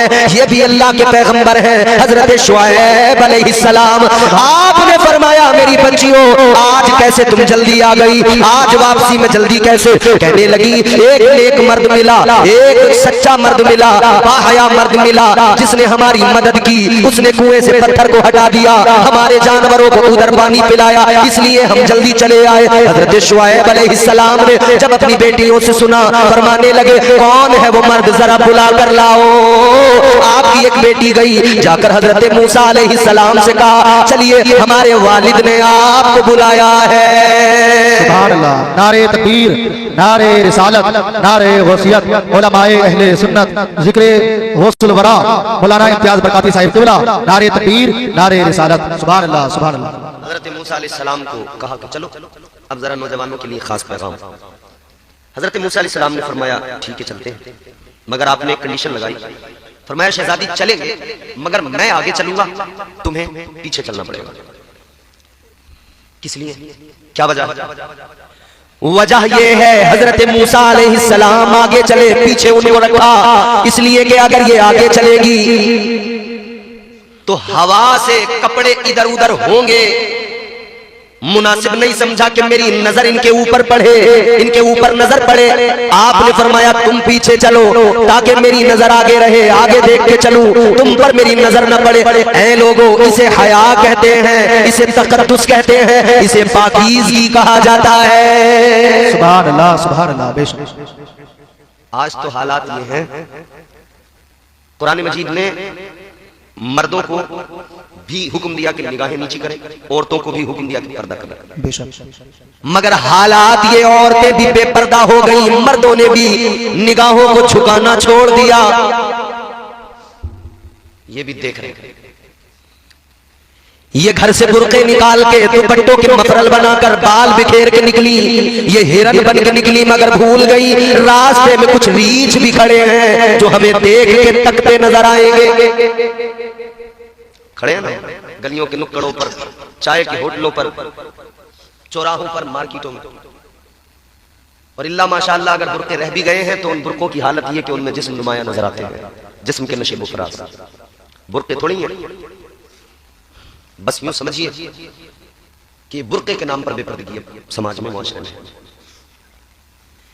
याद रखो मेरे अजीजों, पर्दा अगर जाएगा तो सिर्फ पर्दा नहीं जाएगा, इज्जत भी उसके साथ में चली जाएगी। जिस भाई की बहन ने पर्दा फेंक दिया वो बनता फिरे मगर इज्जत याद रहे चली गई। जिस बेटे की मां ने पर्दे को उतार के फेंक दिया वो बेटा बनता फिरे अपने आप में कुछ भी, मगर इज्जत उसके साथ जा रही है। ये बेपर्दगी का ही तो अंजाम है कि आज हालात ऐसे हो गए, बच्चियां गैरों के साथ जा रही हैं। 18 साल की 15 साल की बच्ची के हाथ में बड़ा मोबाइल दे दिया गया। बाप ने कहा मुझे बेटी पे भरोसा है, ये मोबाइल लेकर कॉलेज जाएगी, मुझे इस पे भरोसा है। तू अपनी बेटी को बेपर्दा करके बड़ा मोबाइल देके कॉलेज तो भेज रहा है और साथ में ये कह रहा है मुझे भरोसा है, मैं आका की बारगाह में लेके चलता हूं, फिर पता लगेगा हुजूर ने क्या मिजाज दिया, क्या तालीम दी। ताजदार मदीना की बारगाह में एक सहाबी आए, नाबीना, आंखों से अंधे, बारगाह रिसालत में आए, नाबीना है, देख तो कुछ नहीं सकते, मगर आका ने अपनी अज़वाज को हुक्म दिया मेरी बीवियों पर्दा करो। कहने लगी या रसूल अल्लाह ये तो नाबीना है, क्या दिखेगा इन्हें, देख नहीं सकते। आका ने फरमाया ये नहीं देख सकते मगर तुम तो देख सकती हो। सुभान अल्लाह। नारे तकबीर, नारे रिसालत, नारे रिसालत, जश्न गौसुल बरा मौलाना इम्तियाज बरकाती साहिब क़िबला, नारे तकबीर, नारे रिसालत। बेशक हुजूर फरमाते ये नहीं, बहुत अच्छा पैगाम, ये नहीं देख सकते, तुम तो देख सकती हो ना जी। फरमाया पर्दा करो। नाबीना सहाबी आए तो हुजूर ने अपनी अज़वाज को पर्दा कराया। तुम बेपर्दा बेटी को भेजकर ये समझ रहे हो कि हमें अपनी बेटी पे भरोसा, तो क्या मतलब कि आका को अपनी अज़वाज पे भरोसा नहीं था? वो जिनकी पाकी कुरान बयान करे, सारी दुनिया की औरतें जिनके कदमों की धूल पे कुर्बान हो जाएं, हुजूर उन्हें पर्दे का हुक्म दे रहे हैं। कितना जालिम है ना वो बाप जो अपनी बेटी को बेपर्दा घुमा रहा है, कितना जालिम है ना वो भाई जो अपनी बहन को बेपर्दा घुमा रहा है। फिर रोना रोया जा रहा है, अरे हम क्या करें, हम तो बर्बादियों के दहाने पे खड़े हैं, मुसीबत के मारे हैं। याद रखो कुरान में अल्लाह ने फरमाया वमा असाबकुम मिन मुसीबतिन फबिमा कसबत अयदीकुम। कुरान कहता है ये जो तुम पर मुसीबतें आई हैं ये तुम्हारे अपने हाथों का कमाया हुआ है, ये तुमने अपने लिए खुद मुश्किलें तैयार की हैं। हजरत मूसा अलैहिस्सलाम ने फरमाया आप पीछे चलो ताकि पर्दा बरकरार रहे, मैं आगे चली, आगे आगे चले, पहुंच गए। घर के अंदर पहुंचे, सलाम किया, हजरत शुएब अलैहिस्सलाम से मुलाकात की, दस्तरखान लगा। अल्लाह के पैगंबर हजरत शुएब अलैहिस्सलाम ने फरमाया खाना खाओ, और हजरत मूसा अलैहिस्सलाम सफर में थे, भूखे भी थे, मगर आपने खाना खाने से इनकार कर दिया। हजरत मूसा अलैहिस्सलाम कहने लगे अगर मैंने खाना खा लिया तो ये मेरे उस काम की उजरत हो जाएगा, और मैंने वो काम उजरत के लिए नहीं किया। हजरत शुएब अलैहिस्सलाम ने फरमाया सुनो ये खाना उजरत के तौर पर नहीं है। फरमाने लगे ये तो हमारी खानदानी रिवायत है, जो हमारे यहाँ आता है हम उसे जरूर खिलाते हैं। सुभान अल्लाह, सुभान अल्लाह, बेशक सुभान अल्लाह। अंबिया अलैहिस्सलाम का दस्तूर था, कोई आता तो खिलाते। हजरत मूसा हजरत इब्राहिम अलैहिस्सलाम ढूंढ ढूंढ खिलाते, किसी को पकड़ के लाएं खिलाएं अपने साथ। और हम मेहमान आ गया तो हमारी औरतें मियां से लड़ रही हैं, हम तो लेके आ जाते हो, यहाँ खाना हमें बनाना पड़ता है। कभी देखो जरा हमारे काम करके पूरा दिन बच्चों में लगे रहते हैं, सफाइयां करते रहते हैं, ये करते रहते हैं, तुम्हें क्या फर्क पड़ता है? कब जाएंगे जी? बस नाश्ता करवा के भेजती हूँ। और अगर देखा कि नाश्ते के बाद भी मेहमान रुक रहा है, जी मुझसे नहीं बन रही रोटी, मेरी तो बड़ी तबीयत खराब है, होटल से ले आओ। और वो जो बीमार पड़ गई ना, कहीं मैं बीमार हूँ, बहुत तबीयत खराब है मेरी, उठा नहीं जा रहा, रोटी नहीं पकेगी, उससे बस इतना कह दो कि यार तुम्हारी तबीयत खराब है, मैं सोच रहा था तुम्हें ससुराल लेके जाता तुम्हारे मैके, क्या कि मैंने गोली खाई थी, मुझे थोड़ा थोड़ा आराम होने लगा, चलेंगे 1 घंटे में चलेंगे और आराम होगा। समझ रहे हो? मतलब मेहमान था तो बीमार थी, और मेहमान तो छोड़ो, अब तो वैसे ही औरतों का यही हाल है। हालात नहीं है घर में, दवाइयां इतनी, अल्लाह रहम करे, जरा सा बस तबीयत बोझल हुई, ओहो इसके मुन्ने के पापा बड़ा सर दर्द है, हमसे तो उठा नहीं जाती, आज तुम एक काम करियो, उधर से आते हुए रोटी होटल से लिए, होटलों वाले मालदार हो गए, आदमी बीमार हो गए, होटलों वाले मालदार हो गए, क्योंकि वो रोटियां होटलों की तो बीमारी करती हैं भैया। याद रहे मेरे अजीजों, इस्लाम कहता है मेहमान से मुंह न मोड़ो, मेहमान आता है अपने मुकद्दर का रिज़्क़ अपने साथ लेके आता है। बेशक, सुभान अल्लाह, सुभान अल्लाह। सामान तिजारत मेरा ईमान नहीं है, सामान तिजारत मेरा ईमान नहीं है, सामान तिजारत मेरा ईमान नहीं है, हर दर पे झुके सर ये मेरी शान नहीं है, हर दर पे झुके सर ये मेरी शान नहीं है। सुभान अल्लाह, सुभान। अब वो शेर सुनिए जो सुनाना था। अल्लाह मेरे रिज़्क़ की बरकत न चली जाए, अल्लाह मेरे रिज़्क़ की बरकत न चली जाए, तो रोज से घर में कोई मेहमान नहीं है। नारे तकबीर, नारे रिसालत, नारे गौसियत, जश्न गौसुल वरा मौलाना इम्तियाज बरकाती, नारे तकबीर, नारे रिसालत, सुभान अल्लाह। 2 रोज से घर में कोई मेहमान नहीं है, सुभान अल्लाह। मेहमान आता है तो बरकतें आती हैं, बरकतें आती हैं, बेशक। और खिलाने वाला कभी गरीब नहीं होगा, ये बात याद रखो, खिलाने से कभी कम नहीं होता। एक शख्स बड़ा गरीब था, हजरत मूसा अलैहिस्सलाम जा रहे कोहे तूर पे, वो रास्ते में मिल गया, कहने लगा कहाँ जा रहे हैं पैगंबर खुदा? फरमान लगे मैं कोहे तूर पे जा रहा हूँ अल्लाह से गुफ्तगू करने, अल्लाह से कलाम करने। कहने लगा है पैगंबर खुदा जा रहे हैं तो मेरा भी एक मुद्दा है, एक गुजारिश है, बारगाह रब्बे जुल जलाल में मेरा ये मुद्दा बयान कर देना, मेरी गुजारिश पेश कर देना, इतना कह देना मैं बड़ा गरीब हूं, कई कई रोज के फाके होते हैं, अल्लाह की बारगाह में कहना मेरे मुकद्दर का जितना भी रिज़्क़ है जो सारी जिंदगी में मुझे मिलने वाला है, सारा मेरा रिज़्क़ मुझे अल्लाह एक बार अता फरमा दे, ताकि मैं एक दिन तो पेट भर के खाना खा सकूं। इतना गरीब था, कहता पेट भर के कभी खाना नहीं खाया, इतना गरीब हूं। अल्लाह से कहना मेरी जिंदगी का सारा जो रिश्ता है एक बार में मुझे अल्लाह दे दे, ताकि एक दिन तो मेरी जिंदगी में आए कि मैं पेट भर के खाऊं। जी हजरत मूसा अलैहिस्सलाम कोहे तूर पे अल्लाह से गुफ्तगू, अर्ज कर दिया मालिक वो बंदा मुझे रास्ते में मिला, उसकी गुजारिश है। अल्लाह ने फरमाया ठीक है मूसा। परवरदिगार आलम ने गुजारिश को कबूल कर लिया, अल्लाह ताला ने सारा रिज़्क़ एक मर्तबा अता कर दिया।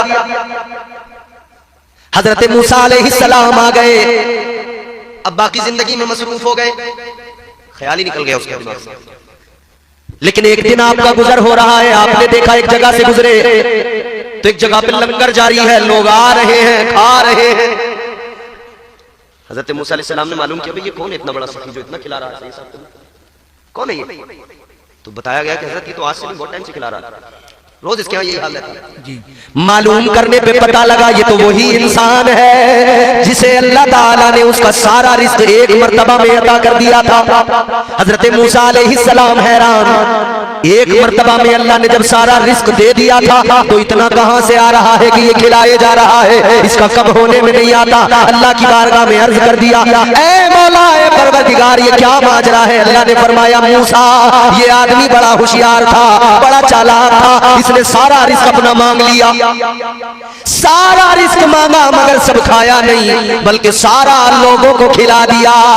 जब इसने खिला दिया तो मेरा वादा है जो खिलाएगा मैं उसका रिस्क बढ़ाऊंगा। इसने खिला दिया, मैंने फिर बढ़ा के दे दिया, इसने फिर खिला दिया, मैंने फिर बढ़ा के दे दिया। ऐ मूसा, ये खिलाता जाता है, मैं इसका रिस्क बढ़ाता जाता हूँ। सुभान अल्लाह, सुभान अल्लाह, सुभान अल्लाह। बहुत सुभान। रिस्क में अगर रोजी में बरकत चाहिए ना, रिस्क में कुछ आदमी चाहिए तो खिलाया करो, खिलाया करो, बेशक। खिलाने से मत बचा करो, खिलाया करो। और शादियों में जो वलीमा होता है ना, सुन्नत है, वलीमा सुन्नत है। इसमें कई फायदे हैं। एक फायदा ये भी है, तुम खिलाओ अल्लाह तुम्हें और देगा, तुम्हारा रिस्क जो है बढ़ता जाएगा। मगर अब मंडा कर रहे हैं लोग, वलीमे से बच रहे हैं। जिसका कोई वजूद नहीं वो काम हो रहा, जिसकी कोई असल नहीं वो काम हो रहा। और जो शरीयत ने दिया, मुस्तफा ने जो दिया उसे छोड़ दिया। वो करो जो हुजूर ने दिया, जो हमें इस्लाम से मिला वो करो। बहरहाल हजरत मूसा अलैहिस्सलाम को हजरत शुएब अलैहिस्सलाम ने दस्तरखान पे बिठाया, ज़ियाफत की।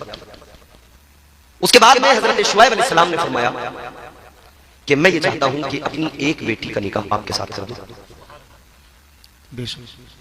अब देखो रिश्ता तय हो रहा है। हजरत शुएब अलैहिस्सलाम ने फरमाया मैं चाहता हूं अपनी एक बेटी का रिश्ता तुम्हारे साथ कर दूं, क्या इरादा है? हजरत मूसा अलैहिस्सलाम ने फरमाया ठीक है। हजरत शुएब अलैहिस्सलाम ने फरमाया मगर ऐसे नहीं होगा, 8 साल तक हमारी नौकरी करना पड़ेगी। कितने साल तक? 8 साल तक। ऐसे होते थे रिश्ते। निकाह करना है, आ जाओ, फिर 8 साल तक नौकरी करनी पड़ेगी, बकरियां चरानी पड़ेगी, काम करने पड़ेंगे हमारे।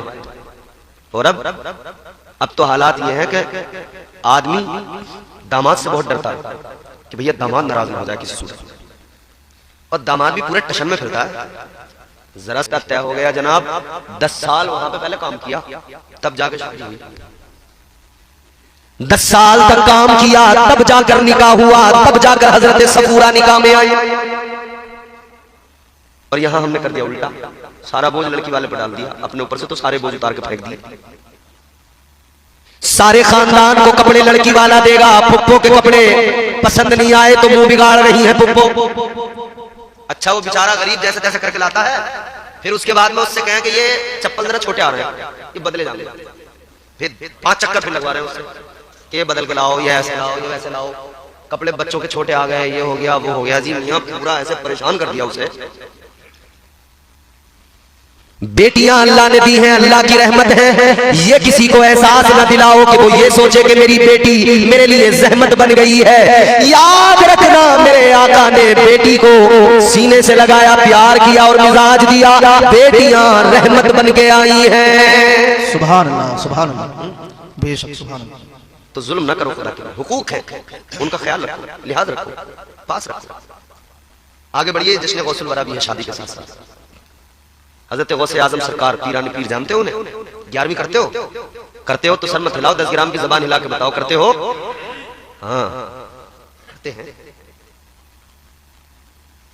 हजरत सरकार गौसे आजम के वालिद, उनका नाम था हजरत अबू सालेह मूसा जंगी दोस्त रहमतुल्लाह अलैह, वली। रोजे से थे, भूखे थे, एक जगह से गुजर हो रहा था, एक दरिया में एक सेब बहता हुआ आया, भूख लगी थी साहब, भूख लगी थी खतरनाक, तो बस सेब उठाया और बस आप खा लिया। सेब तो खा लिया, मगर फिर ये एहसास बेदार हुआ, मैंने खा तो लिया, मुझे ये तो पता ही नहीं इसका मालिक कौन है, मैंने इजाजत भी नहीं ली, तो ये तो बड़ा मुश्किल मामला हो गया। यहां तो अगर किराने की दुकान से चीनी लेने गए तो उससे कहने लगे जरा नमकीन का डब्बा तो खोलो, खींच दी नमकीन। मूंगफली के ठेले पे 10 रुपए की लेंगे तो 2-4 रुपए की तो वैसे ही निकाली। अरे भैया कोई पूछना नहीं, इजाजत नहीं। बाजार में टहल रहे हैं, सब्जी वाले के पास से गुजरे तो एक खीरा ही उठा के खा लिया, कुछ ना मिला तो टमाटर उठा के मुंह में रख लिया। पनसट्टे वालों के पास तो मसाले हो, वहां भी दिल नहीं मानता, आदत से मजबूर है तो धनिया ही उठा के जरा से मुंह में डाल लिया। है ये हालत, कोई इजाजत नहीं पूछा, भाई आपने इजाजत ही नहीं ली, खा लिया, ये आपके लिए जायज ही नहीं है। अल्लाह वालों की शान देखो, खा तो लिया मगर ख्याल आया पानी में बहता हुआ आया है, मुझे मालिक का पता नहीं, मैंने खा लिया बगैर इजाजत। तजस्सुस कि चलो तलाश करते हैं मालिक को, उससे जाकर मुआफी मांगेंगे। यहां माफी मांग लो, वहां बड़ा भारी पड़ेगा। 1 रुपया अगर किसी का मार लिया ना, तो उसके बदले 700 बाजमात मकबूल नमाजें देनी पड़ेंगी। वैसे ही नमाजें कम है, जुमे से जुमा तो मस्जिद में जा रहे हैं, वीकली नमाजी हैं, और जो थोड़ी बहुत है भी 1 रुपए में चली जाएंगी सब, और जो लाखों का हिसाब पीछे से निकलेगा उसका क्या होगा भैया? सोचो जरा, फिक्र करो। ये जो बड़ी आसानी से हम लोगों का खा लेते हैं, हजम कर जाते हैं, हिसाब देना पड़ेगा। जर्रा जर्रा हश्र में कांटे पे तोला जाएगा, किबरिया के सामने हरगिज न बोला जाएगा। हिसाब देना पड़ेगा। चल पड़े तलाश करें, मालिक को तलाश करें। नदी के किनारे किनारे किनारे किनारे जिधर से पानी बहता हुआ रहा है उसी तरफ चल पड़े। इधर से तो आया, आगे गए तो नदी के किनारे एक बाग दिखा, एक पेड़ सेब का, उसकी शाखें नदी की तरफ झुकी हुई है। समझ गए यहीं से टूट के गिरा, यहीं से बह के गया। बाग के अंदर गए, मालिक को तलाश किया। मालिक भी कौन? बाग के मालिक भी अल्लाह के वली हजरत अब्दुल्ला सोमरी।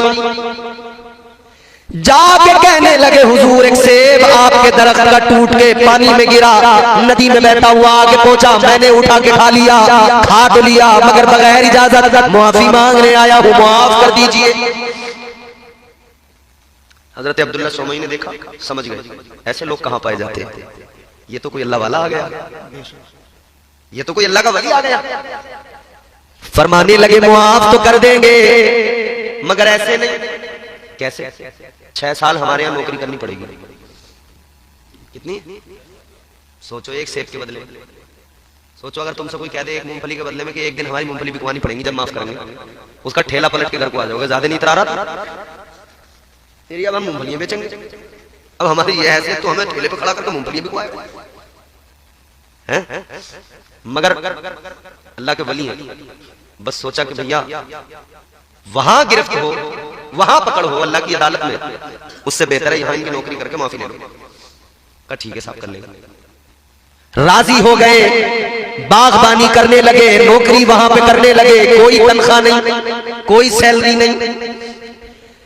ये कहने में बड़ा आसान है मगर करने में बड़ा मुश्किल। 6 साल गुजार दिए। जब 6 साल मुकम्मल हुए तो आए, आके कहने लगे मैंने 6 साल मुकम्मल काम कर लिया, अब मुआफ कर दीजिए। तो हजरत अब्दुल्ला सोमई ने फरमाया अभी मुआफी नहीं मिलेगी, 6 साल और करना पड़ेगा। सोचा भाई क्या कर सकते हैं, माफी तो लेनी है इनसे। फिर राजी हो गए। 6 साल यार, जिंदगी के 12 साल तुम सोचो तो सही, 12 साल जिंदगी के, बस यूं ही एक मुआफी के लिए, एक सेब की मुआफी के लिए जिंदगी के 12 साल। फिर 6 साल पूरे करे, 12 साल हो गए। फिर आए, आकर कहने लगे अब तो मुआफ कर दीजिए, 12 साल हो गए। हजरत अब्दुल्ला सोमई ने फरमाया मुआफी तो मिल जाएगी मगर एक कंडीशन और है, एक शर्त और है। का क्या? कहा हमारी एक बेटी है, आंखों से अंधी, कानों से बहरी, हाथों से माजूर, पैरों से माजूर, उससे तुम्हें निकाह करना पड़ेगा। अगर तुम राजी हो तो तुम्हें मुआफ किया जाएगा। अब अल्लाह वाले ने सोचा क्या करूं, तो फिर बस वही, आखिरत में मुझे सजा मिले उससे बेहतर है यहां मैं निकाह कर लेता हूं। नौजवान बैठे, जब शादी होती है नाजिम साहब बड़ी डिमांड होती है, लड़की ऐसी हो, लड़की वैसी हो, लड़की खूबसूरत हो, लड़की यूं हो, लड़की यूं हो। अच्छा कोई अगर ये कह दे कि साहब हमारी बेटी आंखों से अंधी है, कानों से बहरी है, पैरों से लंगड़ी है, हाथों से लूली है, तो तुम निकाह कर लो, तो कोई तैयार होगा? नहीं। अजय तो बहुत बड़ी बात है। बस कोई इतना कह दे कि साहब वो लड़की तो बढ़िया है, बस जरा पैर में फर्क है, तो होगा कोई तैयार?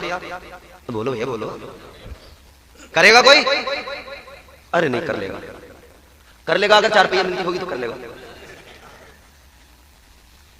4 पैया मिलती होगी तो कर लेगा। कहता कोई बात ना, पैर ही तो जरा सा। एक आदमी से मैंने पूछा, मैंने भैया जहां से कर रहे हो तुम, मैंने सुना लड़की के कुछ पैर वैर में कुछ है मसला। कहने लगा मौलाना क्या कर सकते हैं, अल्लाह की मर्जी है। अब देखो मान लो हम सही से करते ठीक होती हो, फिर हमारे घर में उसका पैर टूट जाता, फिर भी हम रखते ना रखते। मैंने कहा यार बड़ा नेक आदमी है। बाद में पता लगा 5 लाख रुपए कैश मिले थे। अबे ये कुछ नहीं है, 5 लाख का चक्कर था सारा। याद रखना मेरे अजीजों, हजरते अब्दुल्ला सोमई ने फरमाया हमारी बेटी है आंखों से अंधी, कानों से बहरी, ज़बान से गूंगी, हाथों से माजूर, पैरों से माजूर। निकाह करना पड़ेगा, अगर निकाह करोगे तो तुम्हें मुआफी मिल जाएगी। अल्लाह अकबर कबीरा, गौर फरमाइए अजीजा ने गिरामी वकार, आपने कहा ठीक है मैं तैयार हूं, ठीक है मैं तैयार हूं। सुभान अल्लाह। हाँ बस आखिरी बात है हमारी, टेंशन मत लो, बिल्कुल बेफिक्र रहो। तो कहा कि मैं तैयार हूं। निकाह हो गया, निकाह कर दिया गया। निकाह के बाद में अब जब हजरते अब्दुल्ला, हजरते अबू साले मूसा जंगी दोस्त यानी सरकार गौसे आजम के वालिद गिरामी जब अपनी दुल्हन के पास गए, बीवी के पास गए, जाकर क्या देखा, जो लड़की वहां मौजूद है हाथ पैर बिल्कुल दुरुस्त है, आंखें कान मुंह सब कुछ दुरुस्त है, जबान बिल्कुल दुरुस्त सब कुछ, क्योंकि इन्होंने सलाम किया, सलाम का जवाब आया, हाथ पैर भी मिले, सब कुछ सही था। इन्होंने कहा भाई मिस्टेक हो गई, पीछे को आ गए जल्दी लौट के, मिस्टेक हो गई। आज मैं एक शादी में शिरकत की मैंने, तो वहां ऐसे जिक्र हो रहा था शादियों के बारे में। तो एक मौलाना साहब है हमारे, बड़े अच्छे आलिम हैं, बड़े करीबी हैं, वो मुझे एक किस्सा सुना रहे थे। ऐसी कोई कह रहे थे कि दिखाई कोई और थी लड़की और वो निकली कोई और, बाद में बदल दी चैन चैन। मैंने कहा यार बहुत तगड़े फ्रॉडिये थे, लड़की दिखाई कोई और चैप दी कोई और। तो अब यार आदमी सोच में पड़ जाता है कि यार दिखाया क्या था, बताया क्या था, निकला क्या। अच्छा आजकल भी हो रहा है, मुंह धुलने के बाद में असलियत पता लगती है, उससे पहले नहीं पता लगता। हाजिरी ने गिरामी वकार, अल्लाह का वली पीछे हटा, का ये तो कोई और है। आ गए अपने ससुर साहब के पास, हजरते अब्दुल्ला सोमई के पास, कहने लगे जो वहां दुल्हन है वो कोई और है, आपने मेरा निकाह जिसके साथ किया है वो वहां पर नहीं है, वहां कोई और है। हजरत अब्दुल्ला सोमई ने फरमाया कैसे? कहने लगे आपने कहा था आंखों से अंधी, कानों से बहरी, जबान से गूंगी, हाथों से माजूर, पैरों से माजूर, वहां तो बिल्कुल दुरुस्त है, सही है। हजरत अब्दुल्ला सोमई ने फरमाया सुनो, मैंने जो कहा था आंखों से अंधी है, इसका मतलब ये था मेरी बेटी ने अपनी आंखों से कभी कोई गंदा मंजर नहीं देखा, अपनी आंखों से देखा है तो रब का कुरान देखा है। सुभान अल्लाह, नारे तकबीर, नारे रिसालत, नारे गौसियत, जश्न गौसुल वरा, मौलाना इम्तियाज बरकाती साहिब क़िबला, नारे तकबीर, नारे रिसालत। सुभान अल्लाह। फरमाने लगे मेरी बेटी ने अपनी आंखों से वो देखा है, बस वो देखा है जो इस्लाम दिखाने की इजाजत देता है, देखने की इजाजत देता है। कहा मैंने बहरी इसलिए कहा था, उसने अपने कानों से कभी कुछ गलत नहीं सुना है, गैर शरई कभी कुछ नहीं सुना, अपनी जबान से गैर शरई बात कभी नहीं कही, हाथों से कोई गैर शरई काम नहीं किया, पैरों से गैर शरई जगह पर नहीं गई। इसलिए मैंने कहा था अब वो हमारे नौजवान और वो हमारी जवान बहनें बेटियां सोचे जरा, जो अपनी आंखों से रात दिन गंदी फिल्में, ड्रामे, सीरियल देख रहे हैं, वो सोचे जो कानों में लीडें लगाकर गंदे गंदे वाहियात गाने सुन रहे हैं। कह रहे रात को यार म्यूजिक सुने बगैर नींद नहीं आती, रात को फिल्म देखे बगैर नींद नहीं आती, मगर हाँ बड़ी खुशी होती है ऐसे पुरफितन दौर के अंदर भी हमें नौजवान मिलते हैं, तो फिर दिल खुश होता है। वो कहते हैं हजरत हम रात को जब सोते हैं तो आपका बयान सुन के सोते हैं, कुछ कहते हैं रात को सोते हैं तो आका की नातें सुन के सोते हैं। सुभान अल्लाह, सुभान अल्लाह, सुभान अल्लाह। तो याद रहे कानों से वो सुनिए जिसकी इजाजत इस्लाम देता है, आंखों से वो देखिए जिसकी इजाजत इस्लाम देता है, जबान से वो बोलिए जिसकी इजाजत इस्लाम देता है। मगर हमारे यहाँ लगातार जबानों पे जो हमारे यहाँ लोगों की गालियां हैं, झूठ है, गीबतें हैं, चुगलियां हैं, गालियों में ऐसा लग रहा है अब तो जैसे पीएचडी कर ली, इतने इतने बच्चे गालियां दे रहे हैं, इतने इतने। एक दिन हमारी गली में कुछ बच्चे आए, दूसरे मोहल्ले के थे, छोटे छोटे, पता लगा वो लड़ने आए थे, बड़ी गालियां दे रहे थे, सब मुसलमानों के बच्चे, बड़ा दुख होता है ऐसे हालात देख के कि हमने अपने बच्चों को दिया क्या, हमने अपनी नई नस्ल को दिया क्या? क्या हमने उन्हें इस्लाम दिया? क्या हमने उनकी तरबियत की? क्या हमने उन्हें दीन दिया? क्या हमने उन्हें दिया क्या हमने उन्हें? हमने अपने मुआशरे में अपने बच्चों की तरबियत नहीं की। नतीजा ये निकला हमारे बच्चों की जबान पर गालियां आ गई। कैसे आई? क्योंकि बाप गालियां देता था तो बेटा भी गालियां देने लगा। माँ की जबान गंदी थी तो बेटी की जबान भी गंदी हो गई। हालात ये हो गए अजीजों, हमने खुद अपने आप को तबाह किया, हमने खुद अपने मुआशरे को तबाह किया। याद रखना, इताअत में भलाई है और इताअत नहीं है। अगर जिंदगी इताअत से खाली है तो फिर याद रख लेना, फिर जिंदगी नहीं है। जिंदगी इतने सलीके से गुजारी जाए। अब आप चाय पी रहे हैं तो बस इतनी देर जितनी देर आप चाय पी लें, नहीं तो फिर सलाम के लिए खड़े हो गए तो तुम्हारी चाय गिर जाएगी, सब रह जाएगी। अब तो ये मेरी मजबूरी बन गई। जी जी जी, आपको नहीं मिली चाय? अच्छा माशाल्लाह, मिलेगी चाय। शीशे के कप में पिया, शीशे के कप। अच्छा, जिंदगी वो जिंदगी जिसे चाय की चुस्कियों में यूं ही निकाल रहे हैं, वो जिंदगी जिसे बातों में हंसी मजाक में यूं ही निकाल रहे हैं। जिंदगी इतने सलीके से गुजारी जाए, जिंदगी इतने सलीके से गुजारी जाए, जैसे चादर कोई कांटों से उतारी जाए। कोई कलाम आपका तेरा नाम सुनकर ऐसा कुछ है तो उस कलाम की फरमाइश है। अच्छा, पढ़ देता हूँ एक शेर। सुभान अल्लाह। नारे तकबीर, नारे रिसालत, नारे गौसियत, मसलके आला हजरत उलमाए अहले सुन्नत मौलाना इम्तियाज बरकती साहिब क़िबला। नारे तकबीर, नारे रिसालत। सुभान अल्लाह। फरमाइश आई है तो सुनाई देता हूँ। हालांकि अभी आवाज भी थोड़ी मुतासिर है, लेकिन फिर भी आपकी मोहब्बत कोशिश करेंगे। मोहब्बत से कहते सुभान अल्लाह। सुभान अल्लाह। चाहे अगर मुंह में हो तो उस वक्त मत बोलना वरना चाय गिर जाएगी। तेरे नाम के सहारे, वाह वाह वाह, सुभान अल्लाह। या रसूल अल्लाह,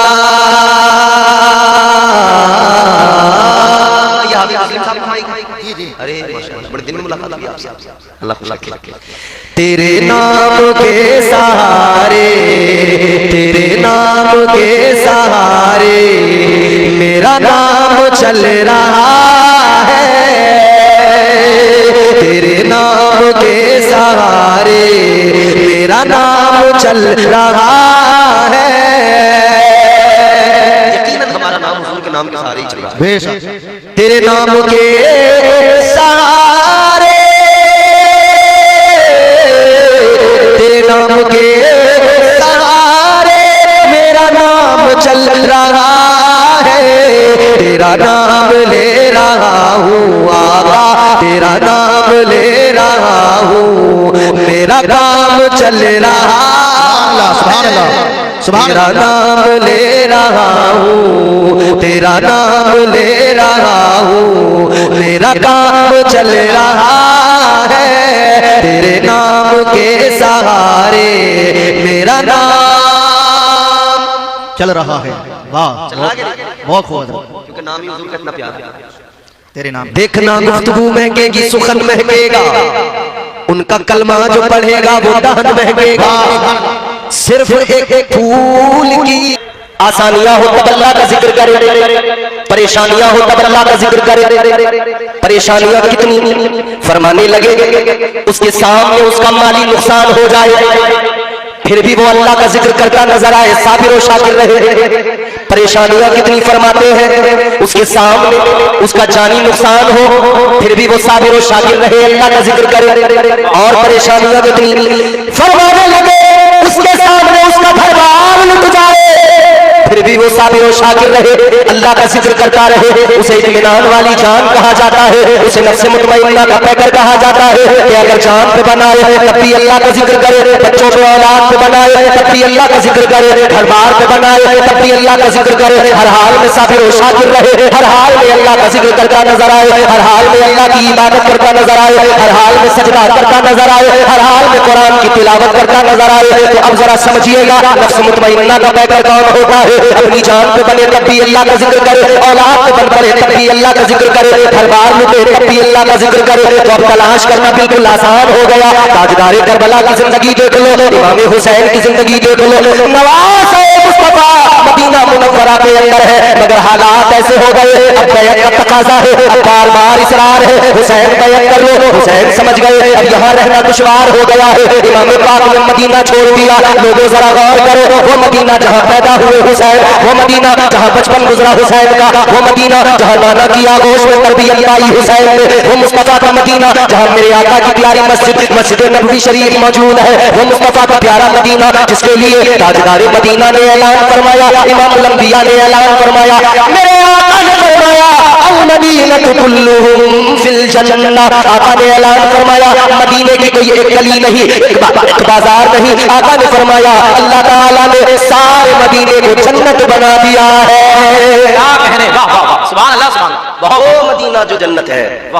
हुसैन छोड़ रहे मदीना, मगर वावेला नहीं है, गिरेबान नहीं पड़ रहे हैं। अपना गम अगर सुनाया है तो अपने नाना को सुनाया है।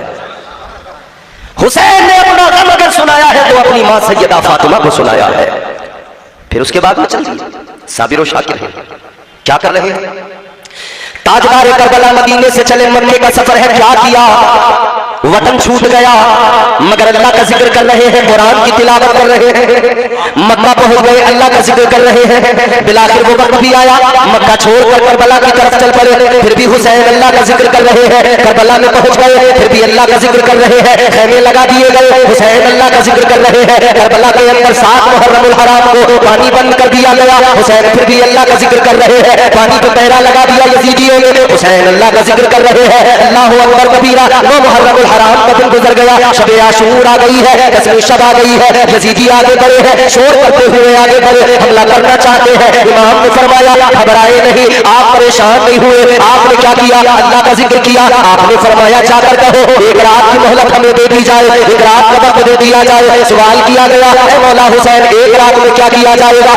इमाम ने कहा एक रात में क्या होगा? क्या एक रात में कोई लश्कर जमा हो जाएगा? क्या एक रात में जंग की तैयारियां हो जाएगी? क्या एक रात में कहीं से कोई असलहा आ जाएगा? क्या इस रात के अंदर चमकती तलवारें आएगी? क्या इस रात के अंदर बर्छियों फाले खैमों में आ जाएंगे?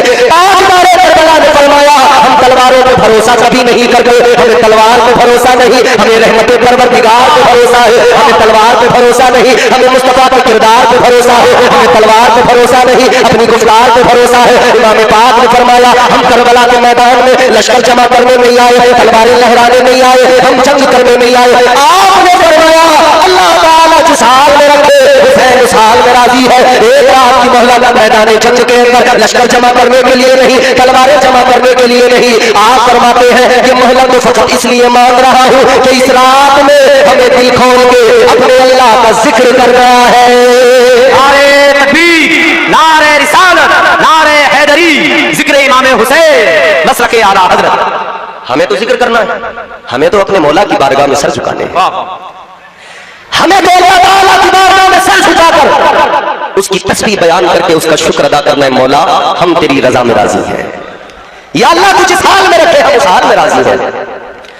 एक कड़वी बात सुन लो, माथे पे या हुसैन लिखी हुई पट्टियां बांध लेना आसान है, मगर इमाम पाक के किरदार को अपनाना बड़ा मुश्किल है। पट्टियां बांधना मैं नहीं कह रहा कि गलत है, ये अलामत है हुसैनियत की। उलमा मौजूद है मेंबर पे, और वो उलमा मौजूद है जिन्होंने मुझे पढ़ाया है। माथे पे पट्टियां बांधना अलामत है हुसैनियत की, मगर मुकम्मल हुसैनियत नहीं है। तो क्या है मुकम्मल हुसैनियत?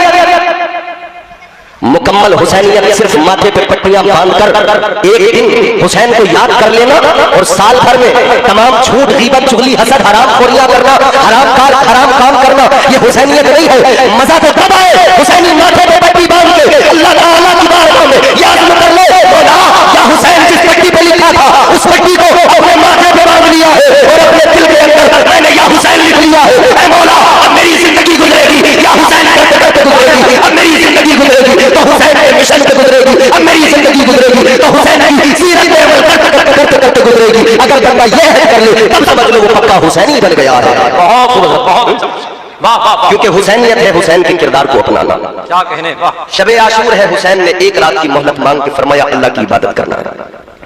अल्लाह की इबादत की, जिक्र किया, रात भर इबादतें हुई, फिर सुबह हुई, फिर सुबह क़यामत सुगरा 10 मुहर्रमुल हराम। क्या देखा इमाम पाक ने? रुफका शहीद हुए। आपके अजीज, आपके साथी शहीद हुए मैदान करबला में। फिर क्या देखा हुसैन ने? इमाम पाक ने देखा खानदान बनु हाशिम के चश्मो चराग करबला के रेगिस्तान में खाको खून में तड़पते नजर आए, मगर हुसैन ने क्या किया? याद रखना मेरे अजीजों, ताजदारे करबला में, करबला के मैदान में जब अजीज साथी, अपने दोस्त, अपने रुफका शहीद हुए, तब भी अल्लाह का जिक्र किया। और जब करबला के मैदान में अपने भतीजे भांजे बेटे शहीद हुए, तब भी अल्लाह का जिक्र किया। और फिर आजमाइश, इम्तिहान, इश्क की आखिरी मंजिल पे पहुंच गया, तब ताजदारे करबला ने क्या किया? अपना सर भी सजदे में कटा दिया।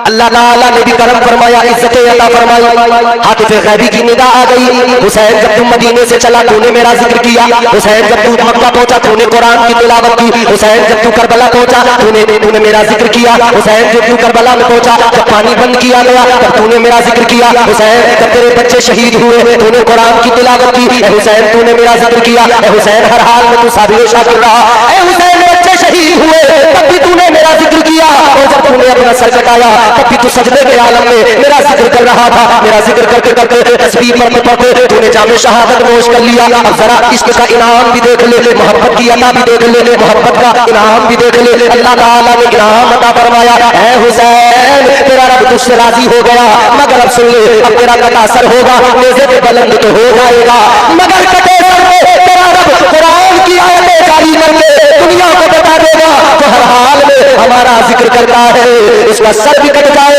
तब भी वो कुरान की तिलावत करता है। क्या कहने, सुभान अल्लाह।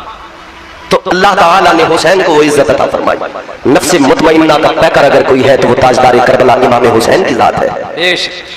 नफ्से मुतमइन्ना के पैकर को हुसैन कहते हैं। आखिरी बात सुनो, इरजिई इला रब्बिकी रादियतम मर्दिया, तू रब से राजी हो, रब तुझसे राजी। सुभान अल्लाह। इमाम पाक ने करबला के मैदान में भाई, भतीजे, भांजे, अजीज, दोस्त, बच्चे, जवान, बूढ़े, जब सबकी शहादतें हो गई, आप एक एक लाशा उठा के लाते हैं, लाकर खैमे के करीब जमा करते हैं। लाशों की 71 लाशें पड़ी हैं, लाशों का ढेर लग गया। ताजदारे करबला ने 71 लाशों को जमा किया, लाशों का ढेर लग गया। अब अल्लाह ताला की बारगाह में हाथों को दराज करके कहने लगे, मौला ऐ मेरे परवरदिगार, मैंने अपने बूढ़े भी दे दिए, जवान भी दे दिए, बच्चे भी दे दिए, ऐ मौला मैंने कासिम का शबाब भी दे दिया, अली अकबर की जवानी भी दे दी, अली असगर का बचपना भी दे दिया। ऐ अल्लाह अब बता क्या तू हुसैन से राजी है? अब बता मौला क्या तू हुसैन से राजी है? ऐ मौला मैंने घर का घर लुटा दिया, बता क्या तू मुझसे राजी है? आवाज आई हुसैन, ऐ हुसैन तेरा रब भी तुझसे राजी है और रब का महबूब भी तुझसे राजी है, मगर हुसैन अब जरा तू भी बता दे क्या तू इस आजमाइश में, इस इम्तिहान में अपने परवरदिगार से राजी है? वो इकबाल ने कहा ना, खुदी को कर बुलंद इतना कि हर तकदीर से पहले खुदा बंदे से खुद पूछे बता तेरी रजा क्या है। करबला के मैदान में खुदा इमाम हुसैन से फरमा रहा है, हुसैन बता राजी है? हुसैन ने कहा मौला हर हाल में राजी हूँ, हर हाल में राजी हूँ, यहाँ तक राजी हूँ कि मेरी शहादत के बाद में मौला जब खैमे जलाए जाएंगे हुसैन फिर भी राजी रहेगा।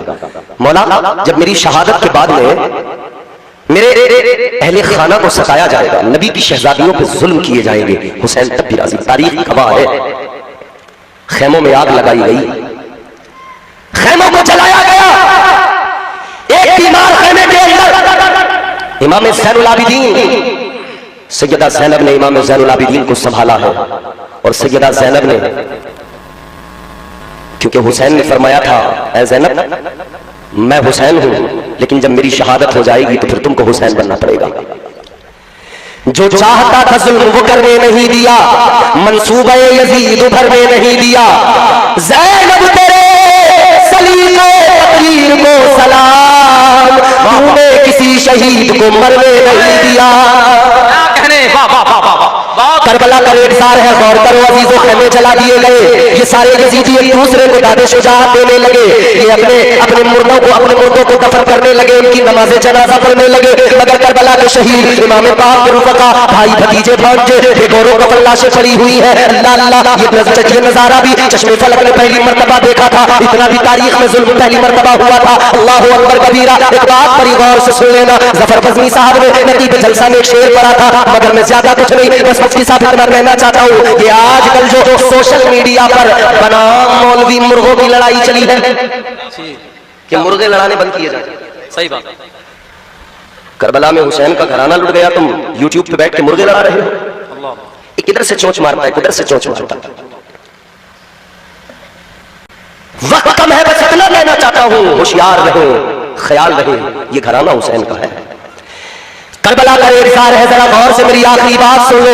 बल्कि हिना में लिखता हूँ मैं दर्द दिल की बात, शायद तेरा रफ्ता लगे दिलरुबा के हाथ, अंदाजे बयां कुछ बहुत शौक नहीं है, शायद कि तेरे दिल में उतर जाए मेरी बात। अल्लाह अकबर कबीरा। इधर करबला के शहीद है, इधर इमाम पाक के रुफका है। अल्लाह लाशें बेगौरों कफन पड़ी है। रात का अंधेरा होने लगा, सैयदा ज़ैनब को फिक्र भी होने लगी। रात के अंधेरे में ऐसा ना हो इस वीराने के अंदर, इस जंगल के अंदर कहीं जंगली दरिंदे ना आ जाए और जंगली दरिंदे आकर इन लाशों को नुकसान न पहुंचा दे। तो जनाबे सैयदा ज़ैनब ने फिक्र की क्या किया जाए। अब ये बहन हुसैन बन गई, ज़ैनब हुसैन बन गई। आपने इन लाशों की पहरेदारी शुरू कर दी, आप उन लाशों की मुहाफिज बन गई। आपके पास कोई हथियार नहीं, कोई खंजर, कोई तलवार नहीं, सब कुछ तो यजीदियों ने लूट लिया। लेकिन मैदान में नजर डाल के देखा, एक टूटा खंजर नजर आया। सैयदा ज़ैनब ने वो खंजर उठाया, लाशों का पहरा देने लगी है। सुनो जरा दिल के कानों से सुनना, अल्लाह अकबर कबीरा। सैयदा ज़ैनब लाशों का पहरा देने लगी, मगर वो वक्त भी आया, सैयदा ज़ैनब को किसी की आहट महसूस हुई। यूं लगा कोई उनकी तरफ बढ़ता चला जा रहा है। जो महसूस हुआ कोई सैयदा ज़ैनब की तरफ आ रहा है, कोई लाशों की तरफ आ रहा है। आप घबरा गई। आलम चलाल ने फरमाया, आने वाले खबरदार रुक जा, आने वाले जरा ठहर जा। क्या दिल में कम जुल्म किए हैं, क्या दिल में कम सितम किए हैं, जो अब लाशों पर जुल्म ढाने आ गए, जो अब लाशों के साथ खिलवाड़ करने आ गए। इतना फरमाया तो सामने से आवाज आई, बीबी घबराने की जरूरत नहीं है, मैं कोई मर्द नहीं, मैं भी औरत हूँ। अल्लाह अल्लाह फरमाती है सैयदा ज़ैनब, है आने वाली औरत बता कौन है, खातून अपना नाम बता, पहचान बता। आने वाली ने कहा था, ऐसे सैयदा ज़ैनब सुनो, जो आखिरी वक्त में यजीदियों के लश्कर से निकला, हुसैन के कदमों पर कुर्बान हुआ, नाम जिसका हुर है, मैं उसी हुर की बेवा हूँ, उसी हुर शहीद की बीवी हूँ। आने वाली ने कहा, ऐ सैयदा मैं आपकी खातिर आई हूँ, आपकी मोहब्बत में आई हूँ।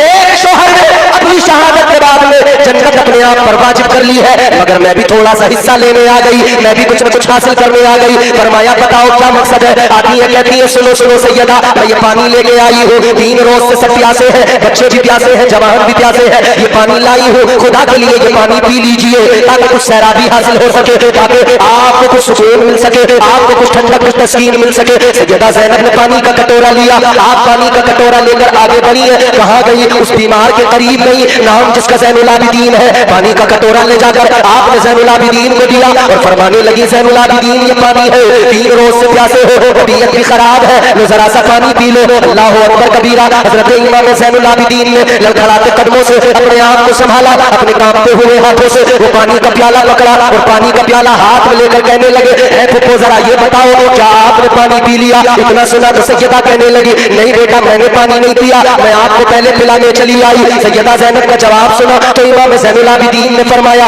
आप फरमाने लगे, ऐ फुप्पो आपने क्यों नहीं पिया। सैयदा ज़ैनब फरमाती है, बेटा मैं बड़ी हूँ, आप छोटे हो, इसलिए पहले आपको पिलाने आई हूँ। इतना सुना तो इमाम ज़ैनुल आबिदीन खड़े हैं और लड़खड़ाते कदमों से आगे बढ़ने लगे। सैयदा ज़ैनब ने कहा, कहाँ चले। कहा फुप्पो मेरे साथ आओ। अल्लाह अल्लाह ये बीमार कहाँ चला, ये बीमार किधर, ये बीमार किस तरफ गया।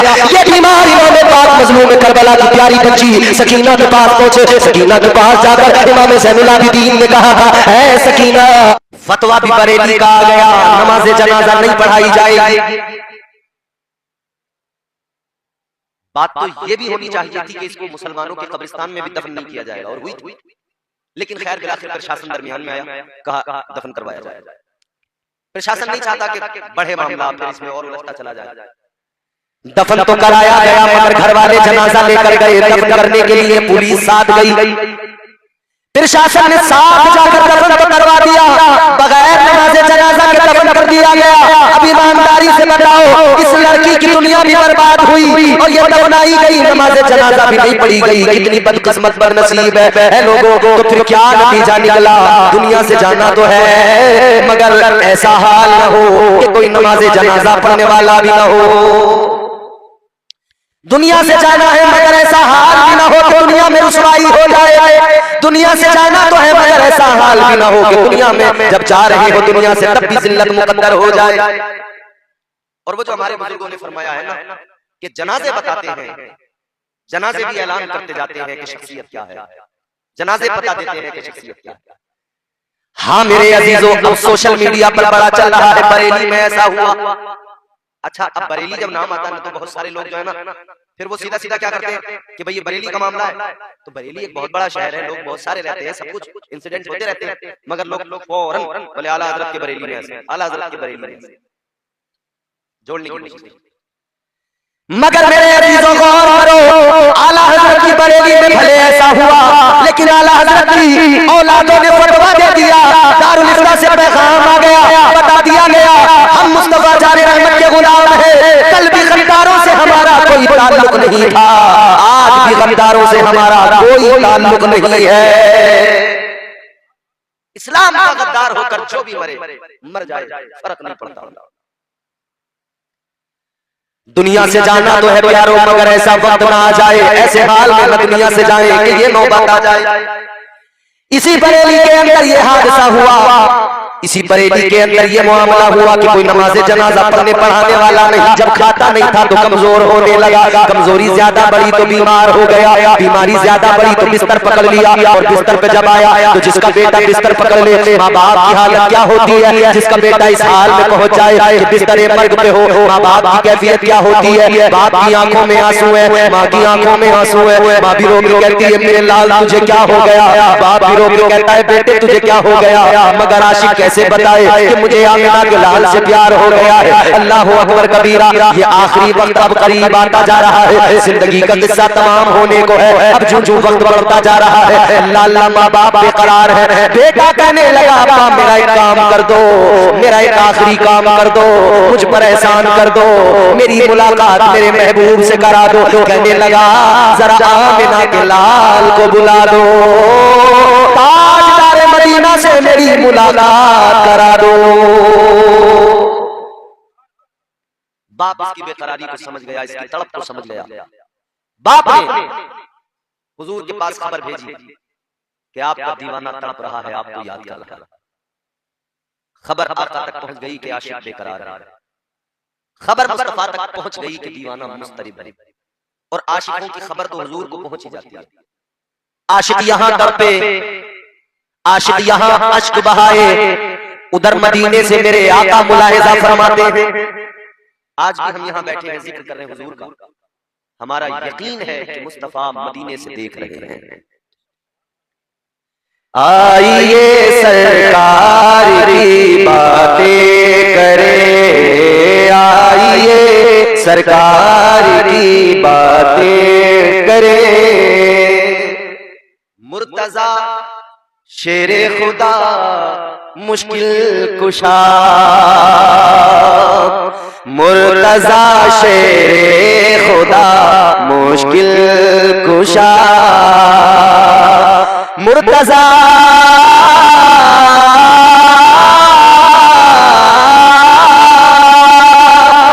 मुर्तजा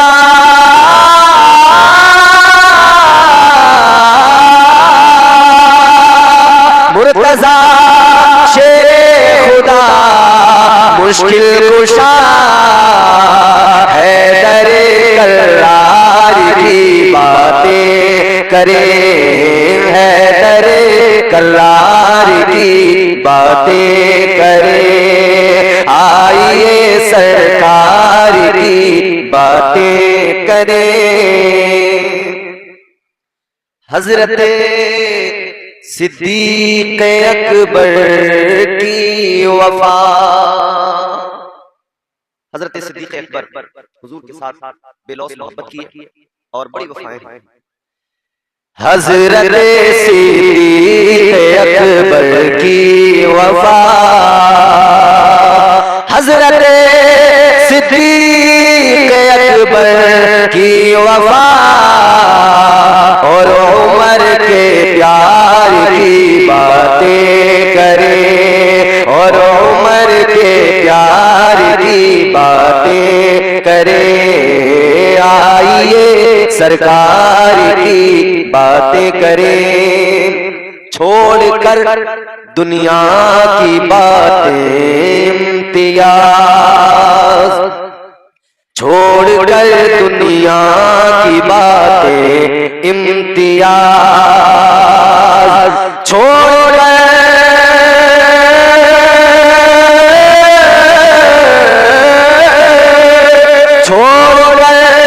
दुनिया की बातें इम्तियाज, रोज़े सरकार की बातें करे, रोज़े सरकार की बातें करे। आइए सरकार की बातें करें। अभी आपने इमाम साहब क़िबला से गुफ्तगू सुनी। इमाम साहब ने मौत के ताल्लुक से गुफ्तगू फरमाई। बारहा इस कुर्बान पर आप गुफ्तगू सुनते हैं। यकीनन जो आया है उसे एक दिन दुनिया से जाना तो है, सब जानते हैं, मानते हैं, इकरार भी करते हैं। दुनिया में अल्लाह ताला ने जिंदगी अता फरमाई है, जो सांसें अता फरमाई हैं। एक दिन आएगा सांसें रुक जाएंगी, एक दिन आएगा जिंदगी का इख्तिताम हो जाएगा। वो किसी ने कहा ना, कर ले जो करना है आखिर मौत है, एक दिन मरना है आखिर मौत है। हुए नामवर बेनिशान कैसे कैसे, जमीन खा गई नौजवान कैसे कैसे। पहलवान, कमजोर, ताकतवर, जवान, बूढ़े, बच्चे, वक्त मुकर्रर है। अल्लाह ने वक्त मुकर्रर किया।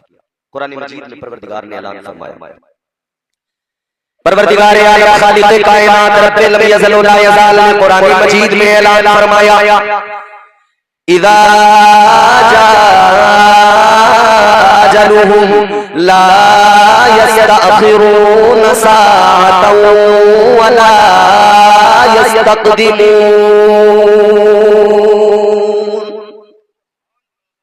अल्लाह ताला ने कुरान मजीद में ऐलान फरमा दिया, जो दुनिया में आया है अल्लाह ने उसका वक्त मुकर्रर किया है। अल्लाह ताला ने जो वक्त मुकर्रर कर दिया वो आगे पीछे नहीं होगा, न एक लम्हा आगे होगा न एक लम्हा पीछे होगा, बल्कि मुकर्ररा वक्त पर मौत आ जाएगी, मुकर्ररा वक्त पर बंदा दुनिया से रुखसत हो जाएगा। जो अल्लाह ने मुकर्रर फरमा दिया उसी वक्त पे दुनिया को छोड़ के जाना है। अल्लाह का फैसला, कुरान का फैसला, वक्त मुकर्रर है। मैं सिर्फ ये कहना चाहता हूं कि दुनिया से जाना तो है, मगर कैसे जाएं, किस हाल में जाएं, किस तरह से जाएं, क्या अंदाज हो जाने का। मौत का जायका तो चखना है। अल्लाह ताला ने कुरान मजीद में फरमाया, कुल्लु नफ्सिन ज़ाइक़तुल मौत। परवरदिगार ने फरमाया, अल्लाह का कलाम कहता है हर जानदार को, हर नफ्स को मौत का जायका चखना है। बात बिल्कुल कन्फर्म है, दुनिया से जाना है, मगर काबिले गौर बात यह है जाना कैसे है, किस तरह से जाना है, अंदाज क्या हो जाने का। याद रहे मेरे अजीजों, जाने का अंदाज कैसा हो, इस बात को लेकर बंदे के दिल में हमेशा ये खौफ रहना चाहिए और अल्लाह से ये दुआ भी करते रहना चाहिए कि या अल्लाह करम फरमाना, मौत आए तो खुदाया ऐसे हाल में ना आ जाए कि हम किसी गलत काम में मुलव्विस हो।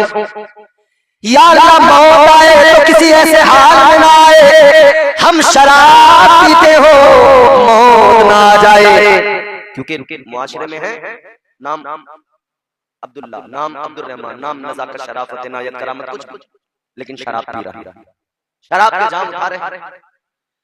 अल्लाह ताला की बारगाह में इल्तिजा किया करो, दुआ किया करो, ऐ मेरे मौला, ऐ मेरे परवरदिगार, मौत आए या अल्लाह, मौत आए तो इतना करम फरमाना कि इस हाल में आए हमारा सर सजदे में हो और जिस्म से जान निकलती हो।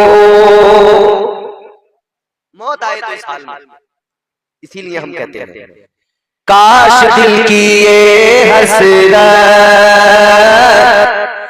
काश दिल की ये हसरत, काश दिल की ये हसरत कम से कम निकल जाए, काश दिल की ये हसरत, काश दिल की ये हसरत,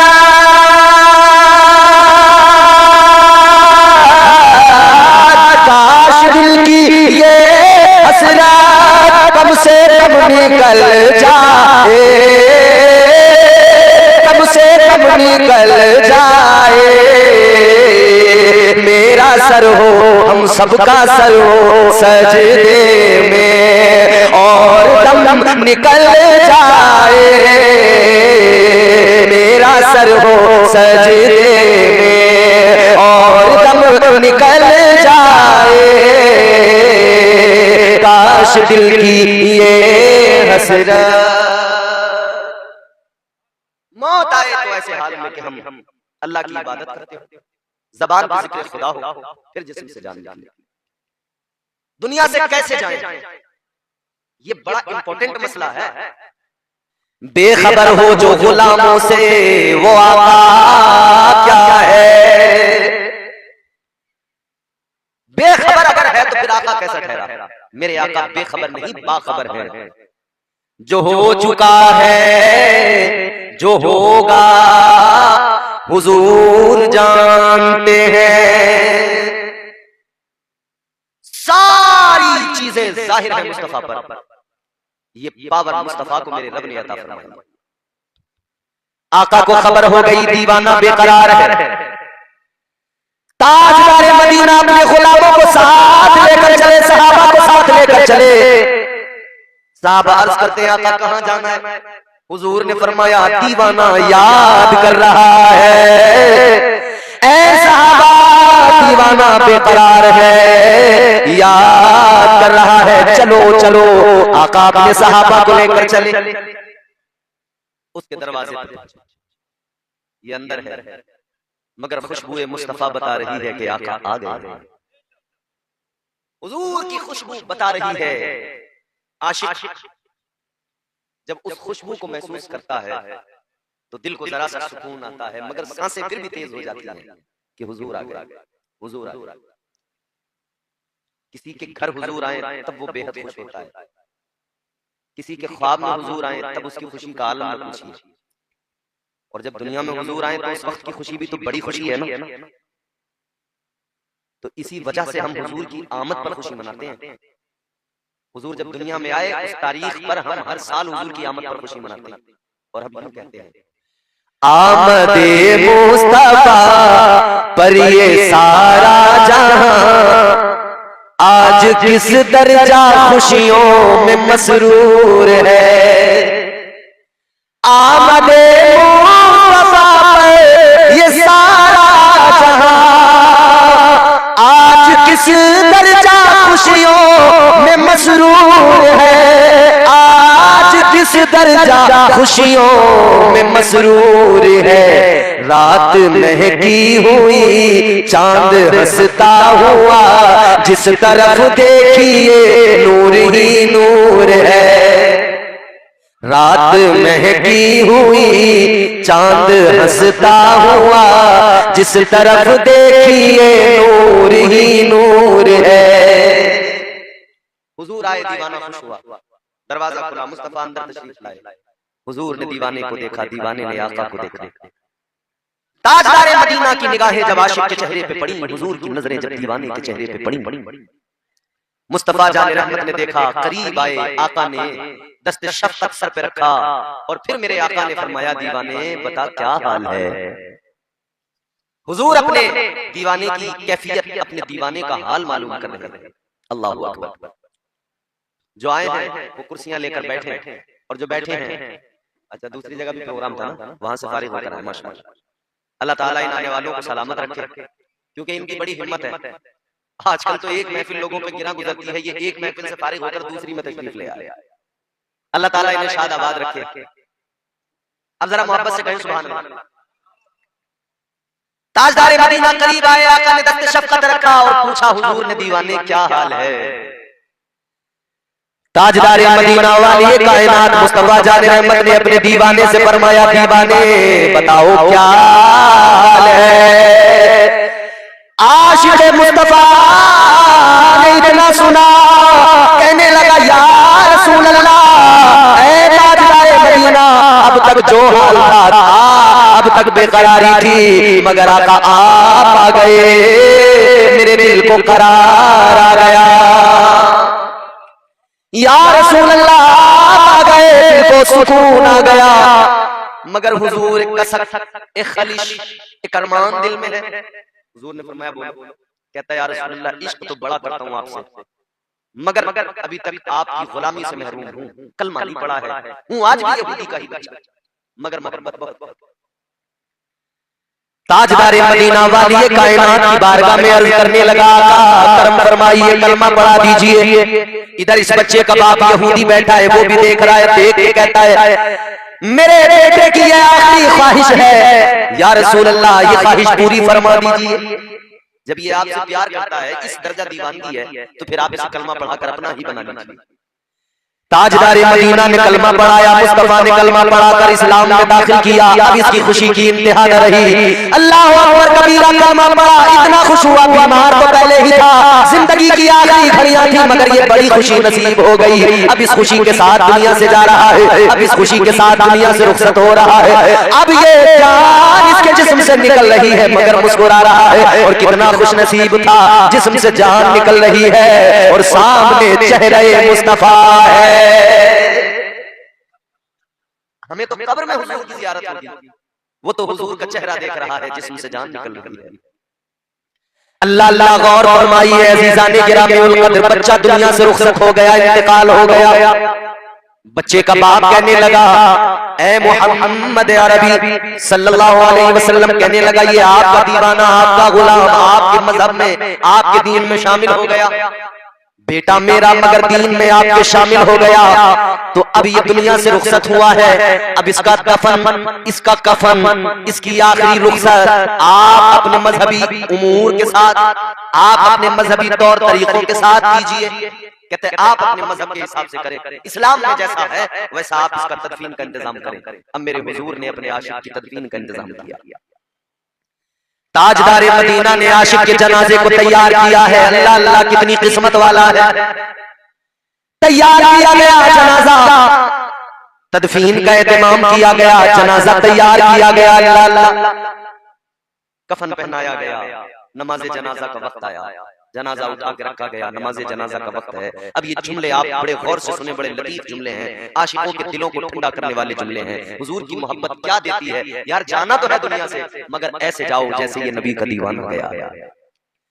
ताजदार मदीना वाली कायनात मुस्तफा जाने रहमत जनाजे में आ रहे हैं शामिल होने के लिए, तो मुस्तफा के आने का अंदाज ये है, आप पूरा पैर जमीन पर नहीं रखते, बल्कि अपने पंजों को जमीन पर रखते हुए आ रहे हैं। हुजूर पंजे जमीन पे टेकते हुए आ रहे हैं।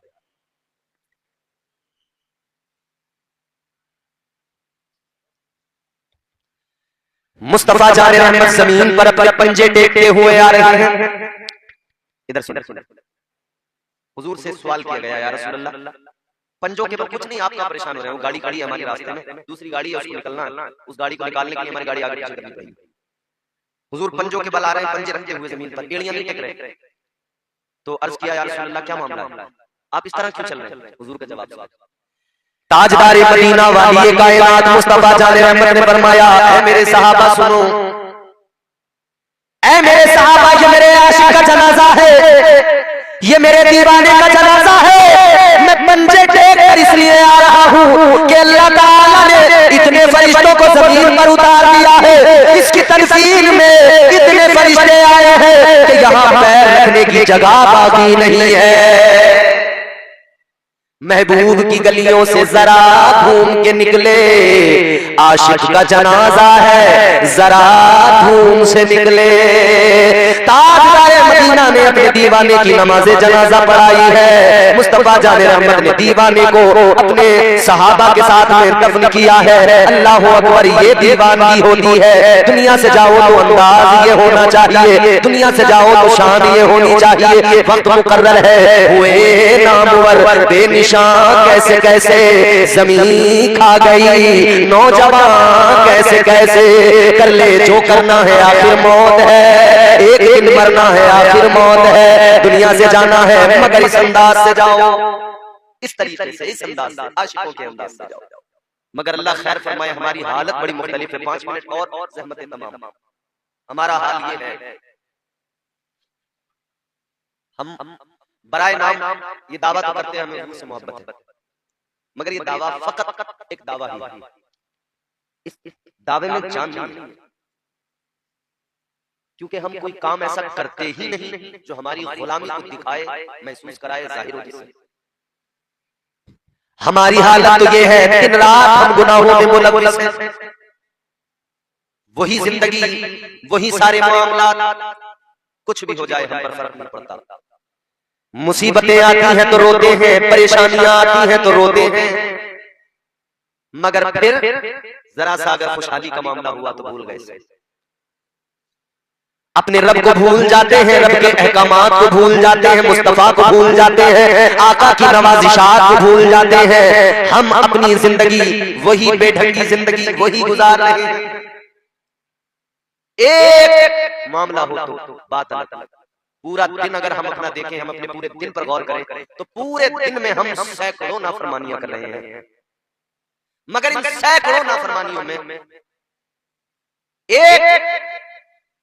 एक नाफरमानी ऐसी है जो कसरत के साथ है, वो है झूठ। झूठ हमारी जिंदगी में बेहद आ गया, कदम कदम पे झूठ है, मिनट मिनट झूठ है। और जब से ये मोबाइल फोन आए तब से झूठ और जोर पकड़ गया। फोन पे आप किसी से मालूम करें कहां पहुंच गए, बेवजह खामा होगा मुरादाबाद में, बताएगा रामपुर में। मुरादाबाद से कोई आपका आ रहा हो, आप उसका इंतजार कर रहे हो, आप कहें जी हाँ कहां पहुंच गए, तो है अभी सहारपुर में, और बताएगा मैंने ठेर, बोले मैंने ठेर पहुंच गया। खामा खा झूठ इतना बोल रहे हैं हम, घर में झूठ बोल रहे हैं, कारोबार में झूठ बोल रहे हैं, जिंदगी में झूठ